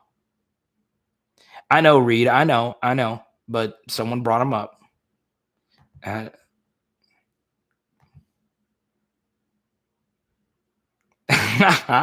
Pegasus, you're a Raheem Jarrett stan? You're a Raheem Jarrett stan? I freaking love it. So I had a buddy who was close with Raheem Jarrett, and yeah, I hate that he didn't come to LSU. He had a good year at Maryland, but you know it is what it is with Raheem Jarrett, right?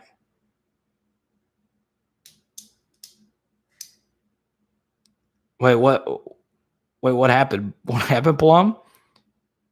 Plum, are you in this house right now? Huh? Plum, are you with my girlfriend right now? How do you know? Plum, I'm about to have to come to Lake Charles and find you.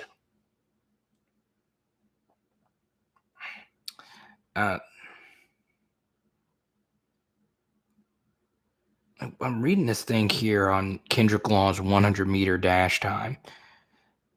I would like to see him in a foot race versus like Chris Hilton just to see who's faster. Because like Kendrick Law is like, what is it? Kendrick Law is how special when it comes to speed. Like, is he faster than the way it was explained to me was Chris Hilton, you are going to be shocked at how fast this guy is. So Kendrick Law's 100-meter dash is 10.77.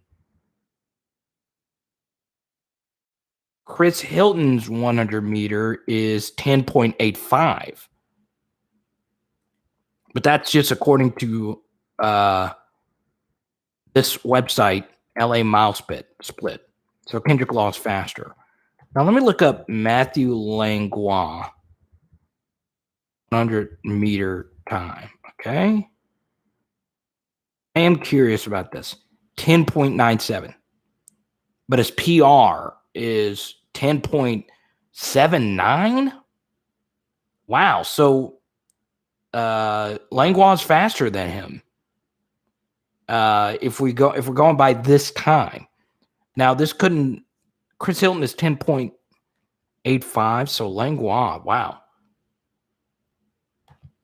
I don't know what their latest. I don't have all their 100 meters in front of me. But what was Armani Goodwin 100 meter? These kids are getting faster, I swear.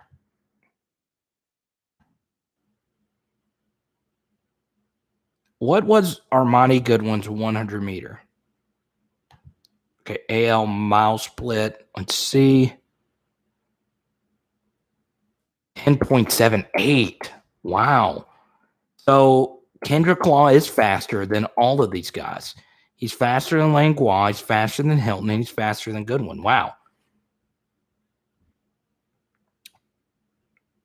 But Langlois is a demon, right?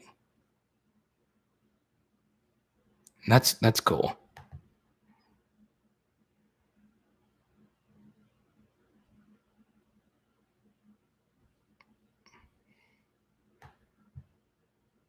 That's cool.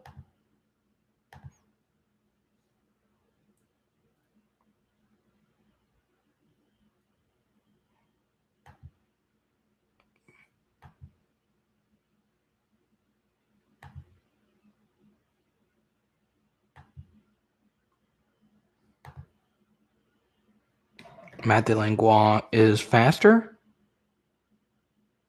So you think Langlois is faster than Law and all those guys? I hope so. I'm a Langlois stan. New roads, let's go.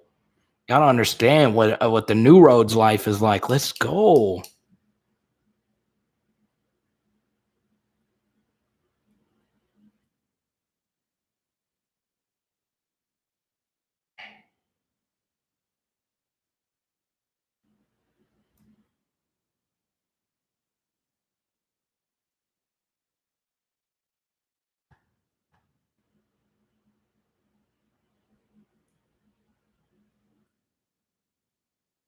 Hmm.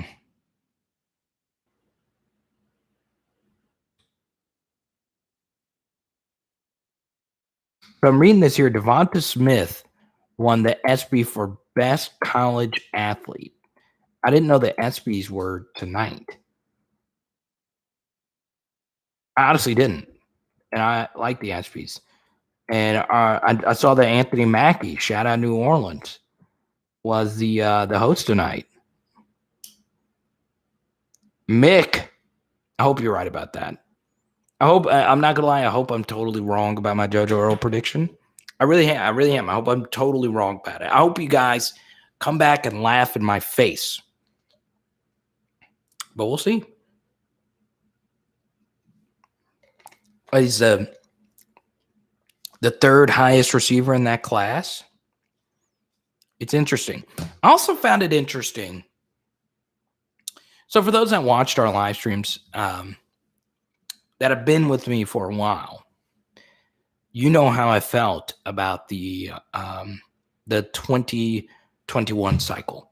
Okay, so I had Mason Smith and Sage Ryan, you know, behind JoJo, but not by much.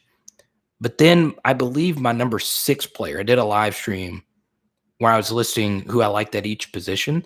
And I did have Colt as my number 1 defensive end. And obviously he flipped to Alabama as well. It is interesting how far Colt shot up the ranking, if I'm saying his last name correctly.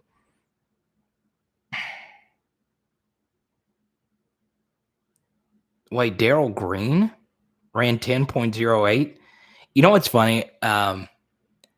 Daryl Green, I met him randomly at the LSU football facility. He was randomly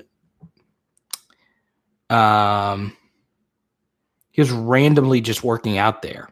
If my memory serves me correctly, I couldn't freaking believe it. I was like, wow, this guy is just working out here. And I don't know if Daryl Green has any ties to LSU, but it was cool seeing a world-class athlete.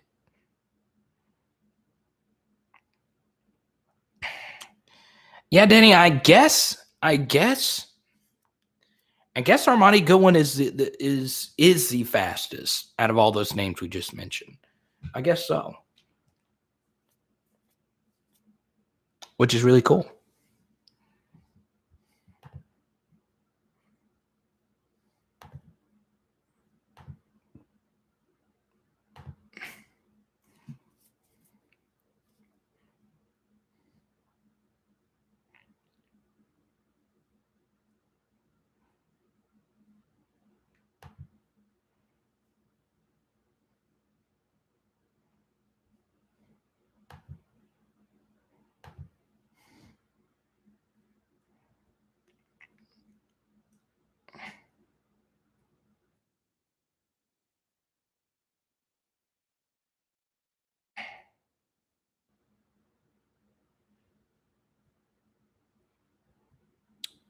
I just got a message that Lionel Messi got the dub.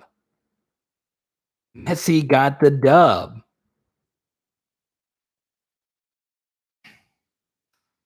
I know everyone was cheering for him, Copa America.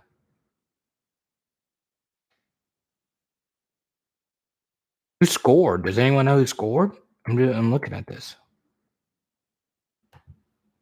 We're talking about the GOATs of the GOATs, Lionel Messi.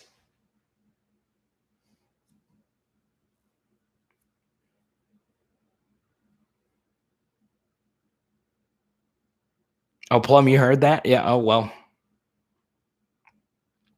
Maybe I need to check what's going on over there. Yeah. Aaron Anderson could ball.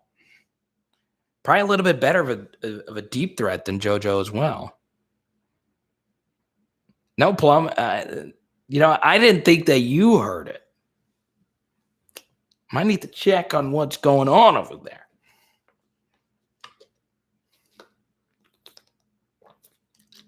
We don't need any of this tomfoolery going on over there. Yeah, Aaron Anderson could play. So here we go. Let's go. So let's go to Graylin. How big of a deal is what side of the ball an O-lineman plays on? Because when Hines played on the left side as a freshman, he was much better. So I'm glad you brought this up, Graylin. So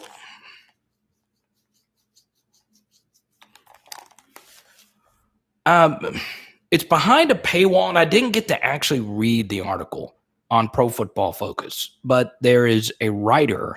His name is PFF Moo. That's his name on Twitter, and he did a deep dive on left tackles and right tackles in the NFL, and he saw that there really wasn't that much of a difference when it comes to defending the blind side, right? So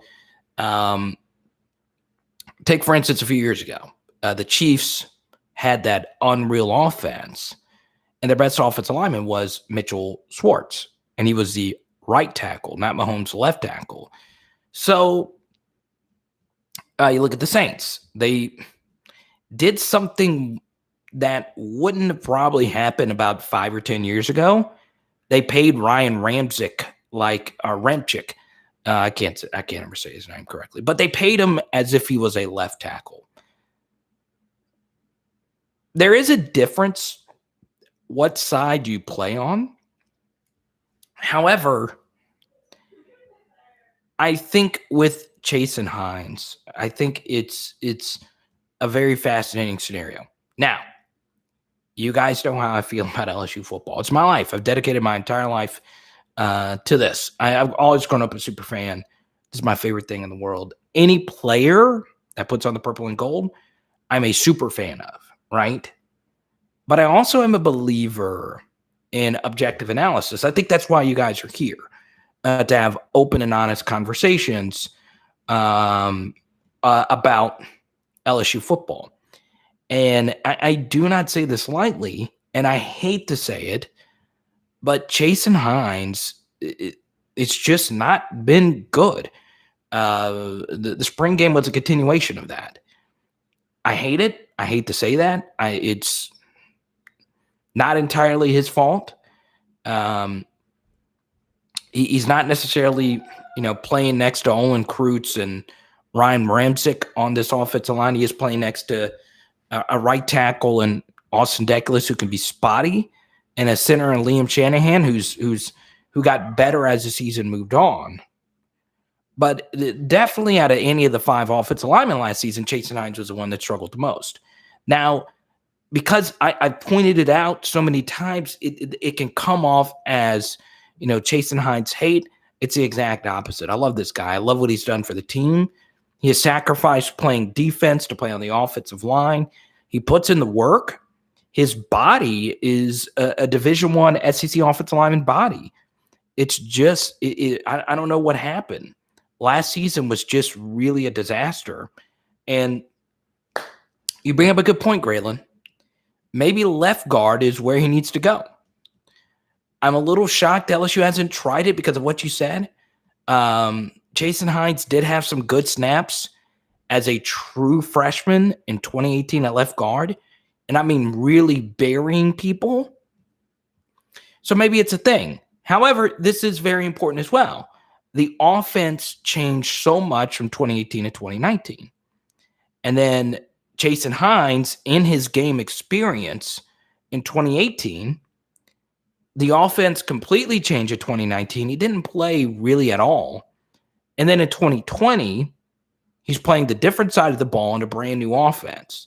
So, Graylin, I think the bigger issue for Jason Hines isn't necessarily the side of the offensive line he's playing. I think it's the style of offense he's playing in. Because if you run a run-based attack, well, your run-based attack is all about just mauling the guy in front of you. Whereas if you are in a more passing-oriented attack and you do run a lot of empty set, guess what? When you run empty, they're going to blitz you from so many different directions. So you have to be a little bit more passive as an offensive lineman. It's not as much mow the guy down in front of me as it is, I got to make sure I don't let unblocked guys run through. And Jason Hines let it happen so much. Now, in his defense, I don't know the calls. I don't know I don't know who goes where. So a lot of it, does come down to coaching and all of that. I love Jason Hines. I hope it works out. If he does become an all-SEC player, that would be Brad Davis would be worth every single penny. Now, it is time. Lady Gaga dance party. You've been doing Lady Gaga? Yeah. We've been singing Christina Aguilera in here tonight. Look, we're like sweating having a dance party. Ooh. Oh. Look at the baby. Look at that baby. And what's that?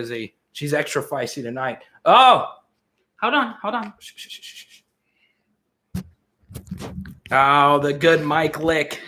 Everyone say hi to Z. Oh, my goodness. Look at her. Can y'all hear the mic lick? Huh? She's licking right on Boog's name. God love my booger bear. Look at this. Come here. Let me hold. You don't hold her right, babe. See? No, I'm holding. She just wants to lick. Because I just shaved. She always licks me whenever I just shave.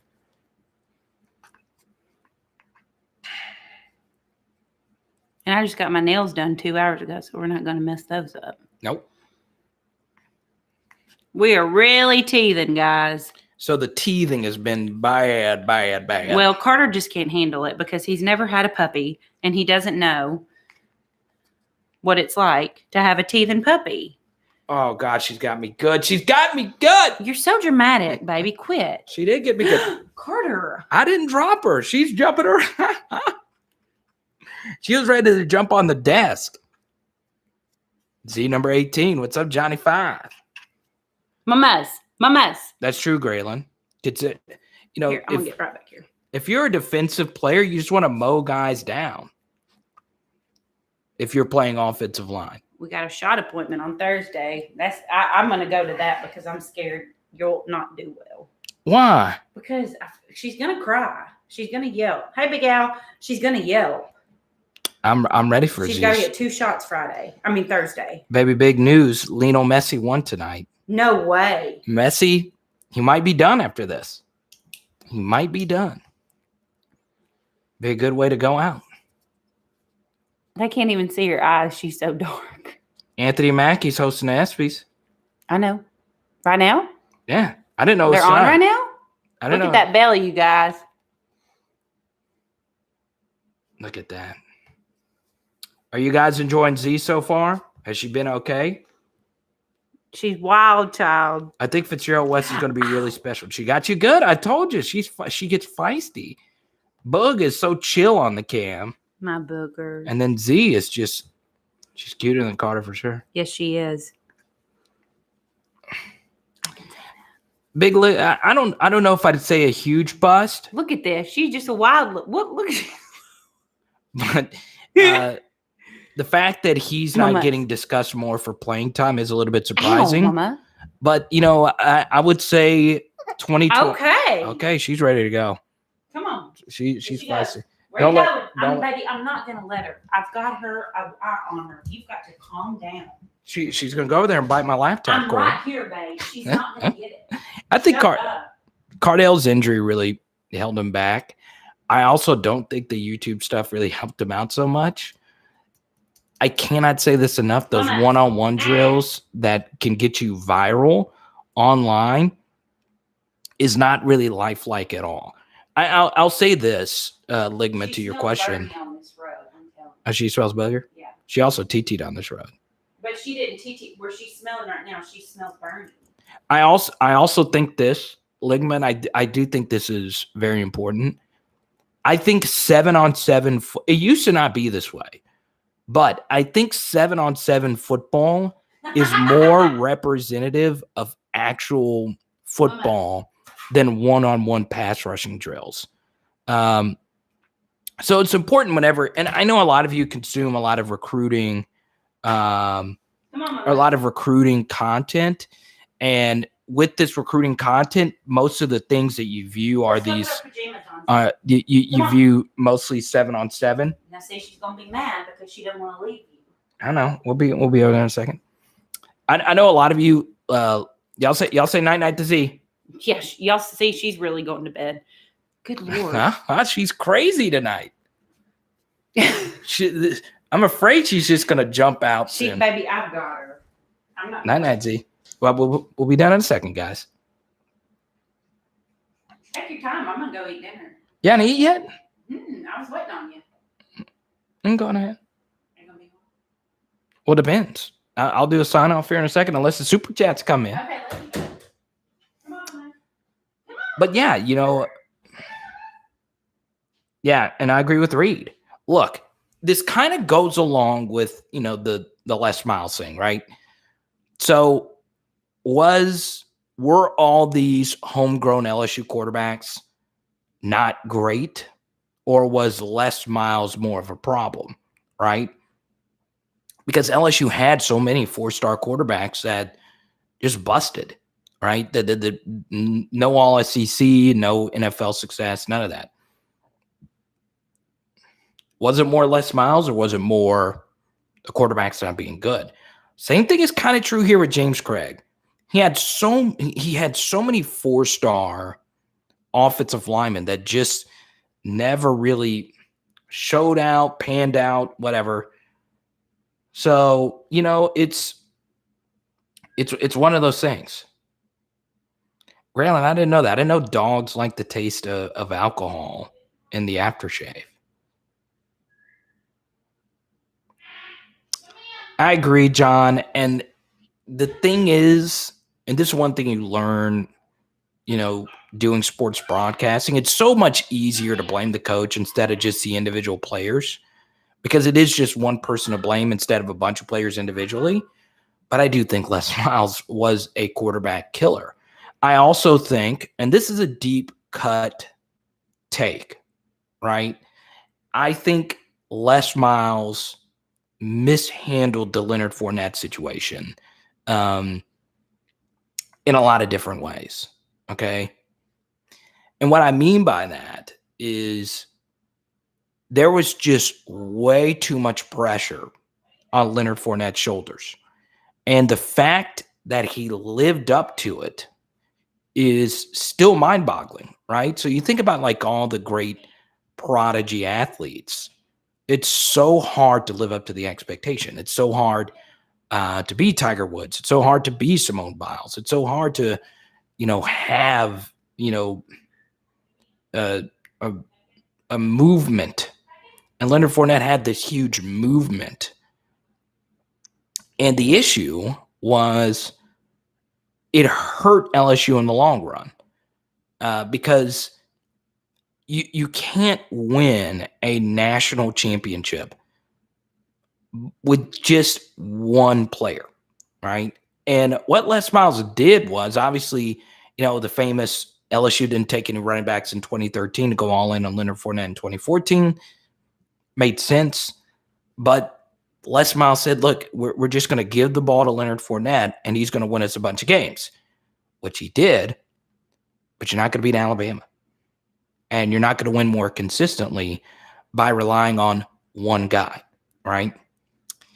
And that not only set LSU back, that also set Brandon Harris back. It set a lot of the team back because you're not going to beat better teams by just giving the football to number 7. Now, he beat a lot of guys on his own because he was Leonard Fournette, but that mindset really hurt LSU. And it not only really hurt LSU, it also hurt Leonard Fournette.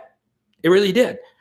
Because I'm sure the mental anguish he went through, because, Leonard Fournette was a competitor, and I'm sure he got so tired of the narrative that Leonard Fournette couldn't do anything against Alabama. Well, of course not, he couldn't. They knew what plays they were running. So nobody would have beat Alabama with the Les Miles offense. You can't beat Alabama with power right, power left. You just can't do it. It's impossible at the collegiate level to do that. So unless you get a lot of luck. And Les Miles just kept doing that. And for 3 consecutive years, it didn't work.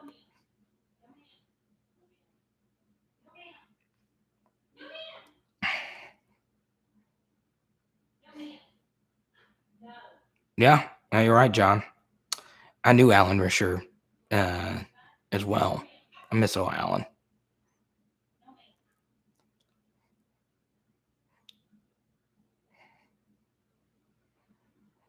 I agree, Jesse. I think he would have been a really good fit with that offense, especially with Zach and the play action.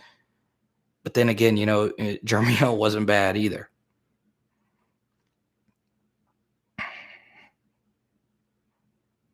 Exactly. So I think the thing we don't discuss enough of is, yes, Leonard Fournette had an incredible career. And yes, he is one of the best, if not the best, LSU running back of all time. He was really special, but he was also held back when we really needed him the most. So yeah, I hated that for him. I really did.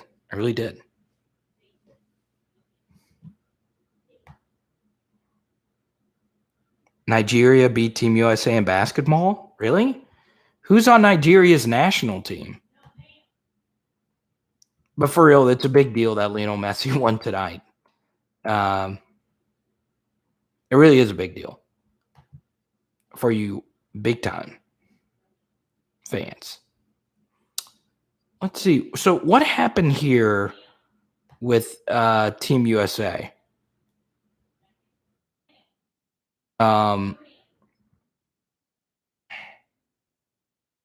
I can't find a box score for this.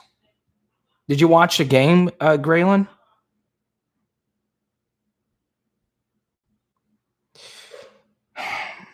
John, I'm not going to lie. I criticized Les Miles. So I was still young. So I was still, with student media, with all my classmates as my witness. I never really liked Les Miles. I only met and spoke with him once, but I never scheduled like a one-on-one interview. I never even tried really, because it just didn't make a whole lot of sense to me. The whole thing, the whole operation, and some of the things that the players on the team would tell me was just strange. Like, it was like, wait, y'all don't really do much in team meetings, and it's weird. And what happened was, I wasn't around during the early Orgeron years at LSU. However, I covered the last 2 weeks of the 2019 LSU season. So I went to the indoor practice facility. I went to the interview sessions, and the whole operation was just more tightly ran. The ship was just more button up. Leonard said they don't have Jordan. Yeah, or LeBron. What's up, Leonard? I enjoy it, man.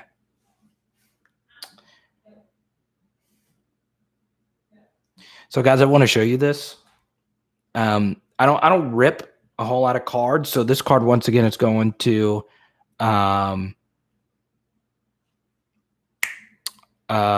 Jared. I ripped my favorite card of all time, and it's not even worth a whole lot.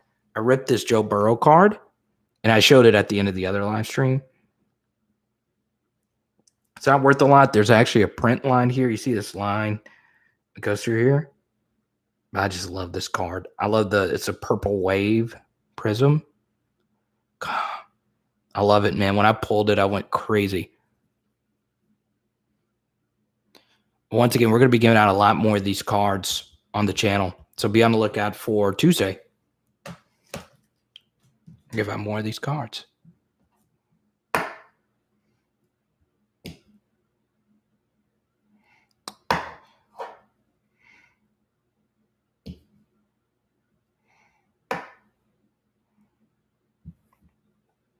Yeah, Big Al, I'm glad you're being honest about it.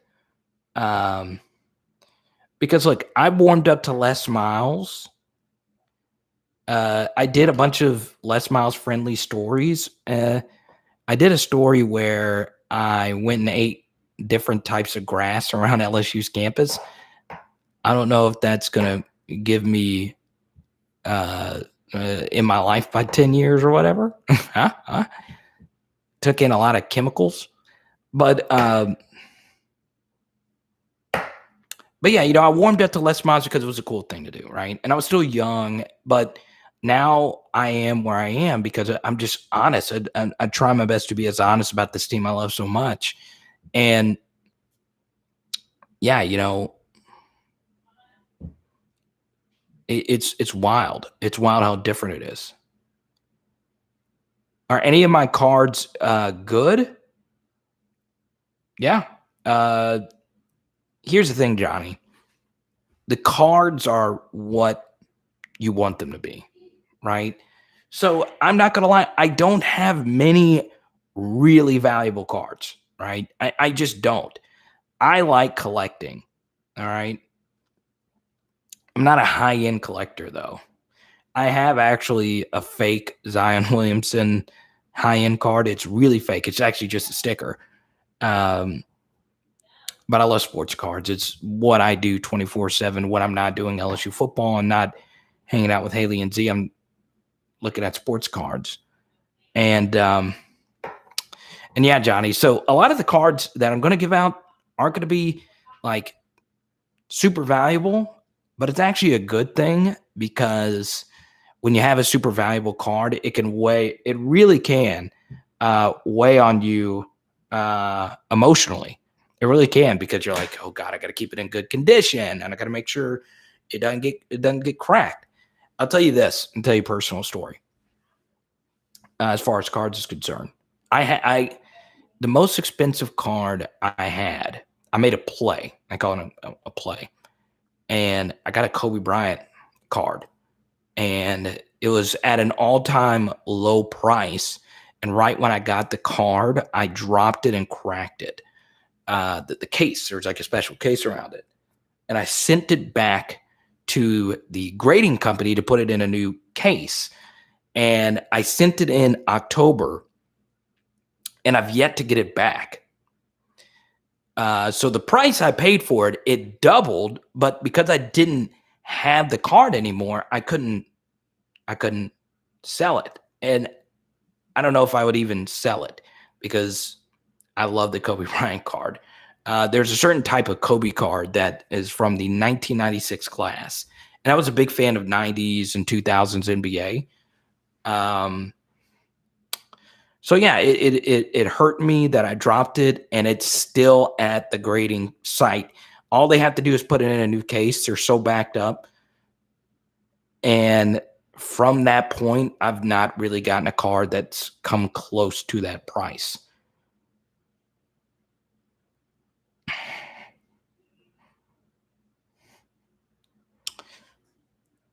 Pegasus says, so who's somebody we aren't talking about that you guys think will play a lot this year? Good question, Pegasus. I could see a few guys there. Sony Fanua is someone I could see. I also think Bryce Langston. I also think, we don't talk a whole lot about Joseph Evans. I think he'll play a lot.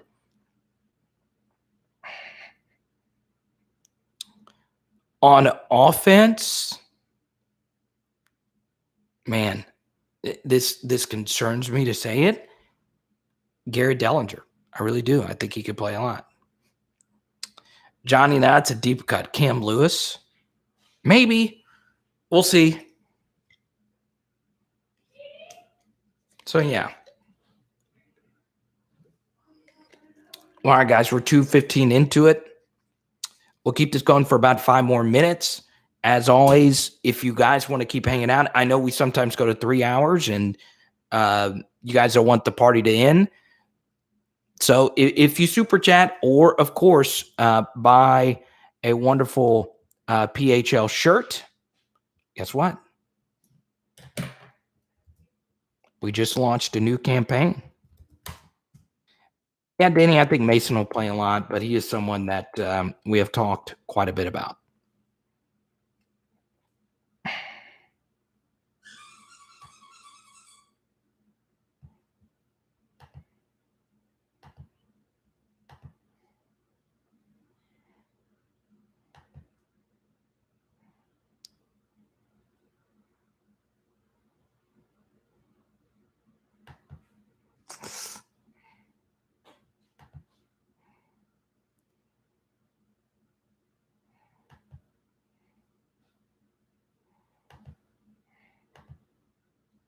Philip Webb is very interesting. That's good. We did not see Paris tonight. She always jumps in like right now.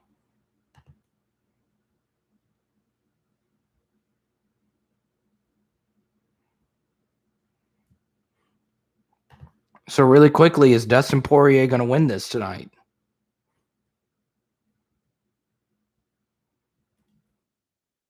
Let me know.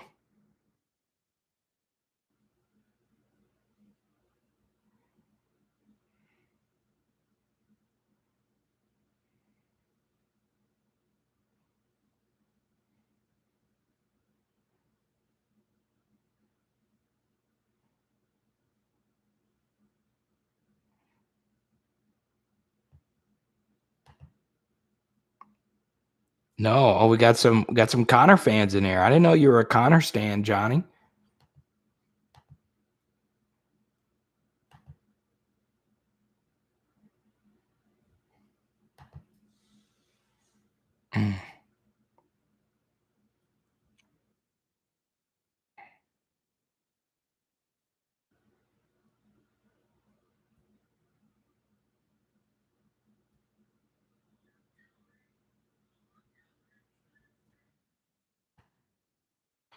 Okay, so I just pulled up the Nigeria starting lineup.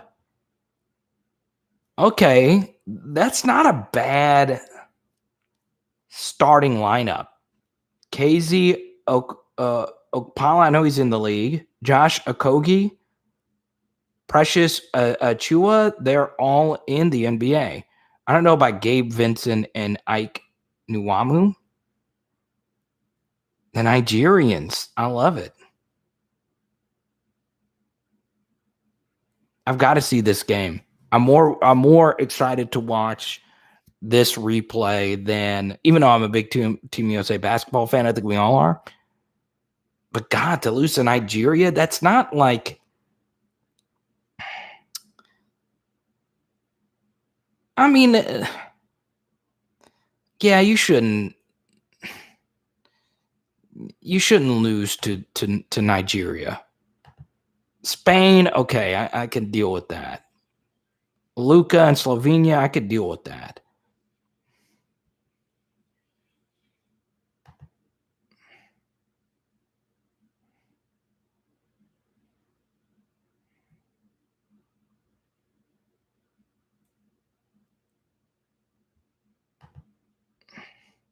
Chris Ghost. So Durant and Lillard played. Richard Pryor chat next time.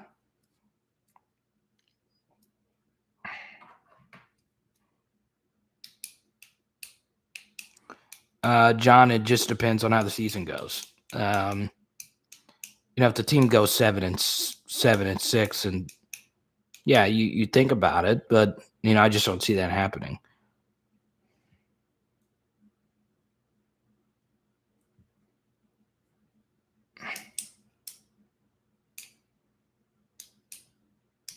So did you watch the game We Are Bad Gamers? Replay of the game at 12:30 on NBA channel. I might stay up and watch. I don't get the NBA channel, though. That's so wild, though. So did Durant and Lillard... How can that team beat a Durant and Lillard team, though? Okay. So I know a lot of you are like old school NBAers. The three-point shot has even things out. So, yeah, for instance, I don't think like the Phoenix Suns would have won a title in the 90s NBA if the 90s NBA's rules were applied now, right? I could see, anyone could beat anyone if you go, like if you shoot 60% from three or something like that. But yeah.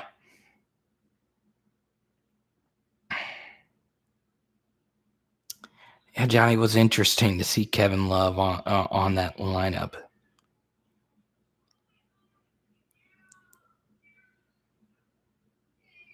Yeah, John, we'll go a little deeper into it in the next live stream. So last call for Super Chats. We're going to sign this thing off at 2:25, and now we'll keep it going. I don't mind talking NBA. We're doing chimichangas tonight. Chimmies. Chimichangas can go north or south really quickly.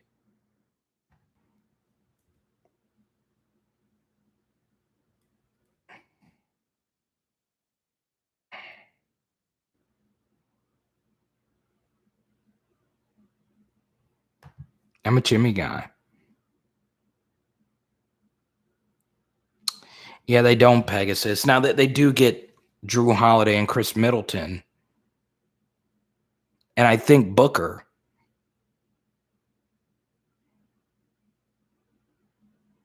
Ooh, Pegasus, that's a big question. Pegasus, that's a big question this late.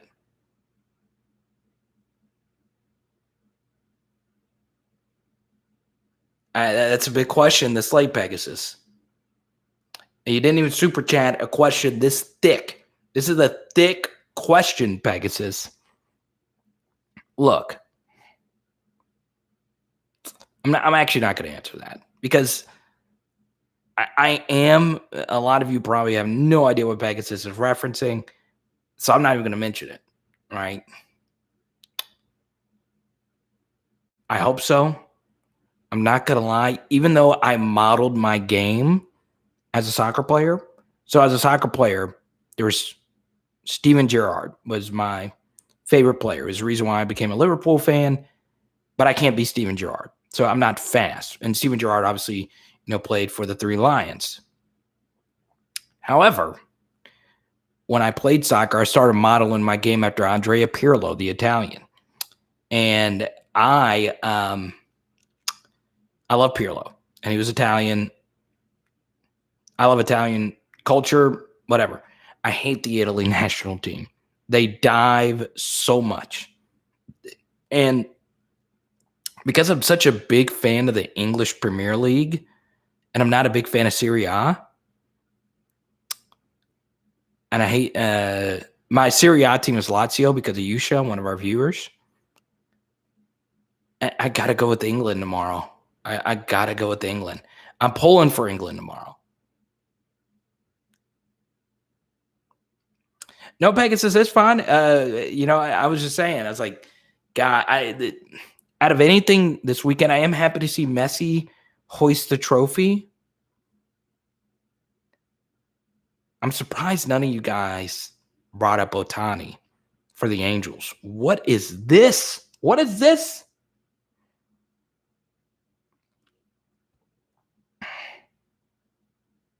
Pegasus, that's actually a pretty good comparison. England soccer fans and Cowboys fans are like the exact same person, except separated by a big mass of water. They are really the exact same type of fan. I am cheering for England tomorrow. Now, I hate the fact that Trent Alexander-Arnold was not healthy for England. One of my favorite players on the planet. But Jordan Henderson is on England, and there's no Liverpool players for Italy. So, yeah. Well, all right, guys. Thank you guys for watching. Obviously, if it is in your heart, please feel free to drop a Venmo, Cash App, Super Chat, or go on ahead and get you a PHL shirt. We are getting more bands. They will be a limited supply because I want to see how they go. So be on the lookout for that. And that'll be another way you can support the channel. So the next live stream will be Tuesday night, and we'll see you. We're signing off right now. You want to do it with me? No. You don't want to do it with me? That's all you, babe. I'm going to put your beer in the freeze. You never got to do it? You got it.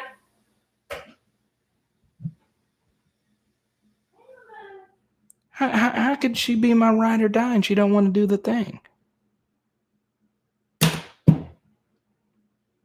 Shout out to you, Fitzgerald West. Thanks for committing to LSU. I'm glad you got the offer. It is Power Hour LSU. Boom! Joey B. Let's go. Chimichanga night. Let's go.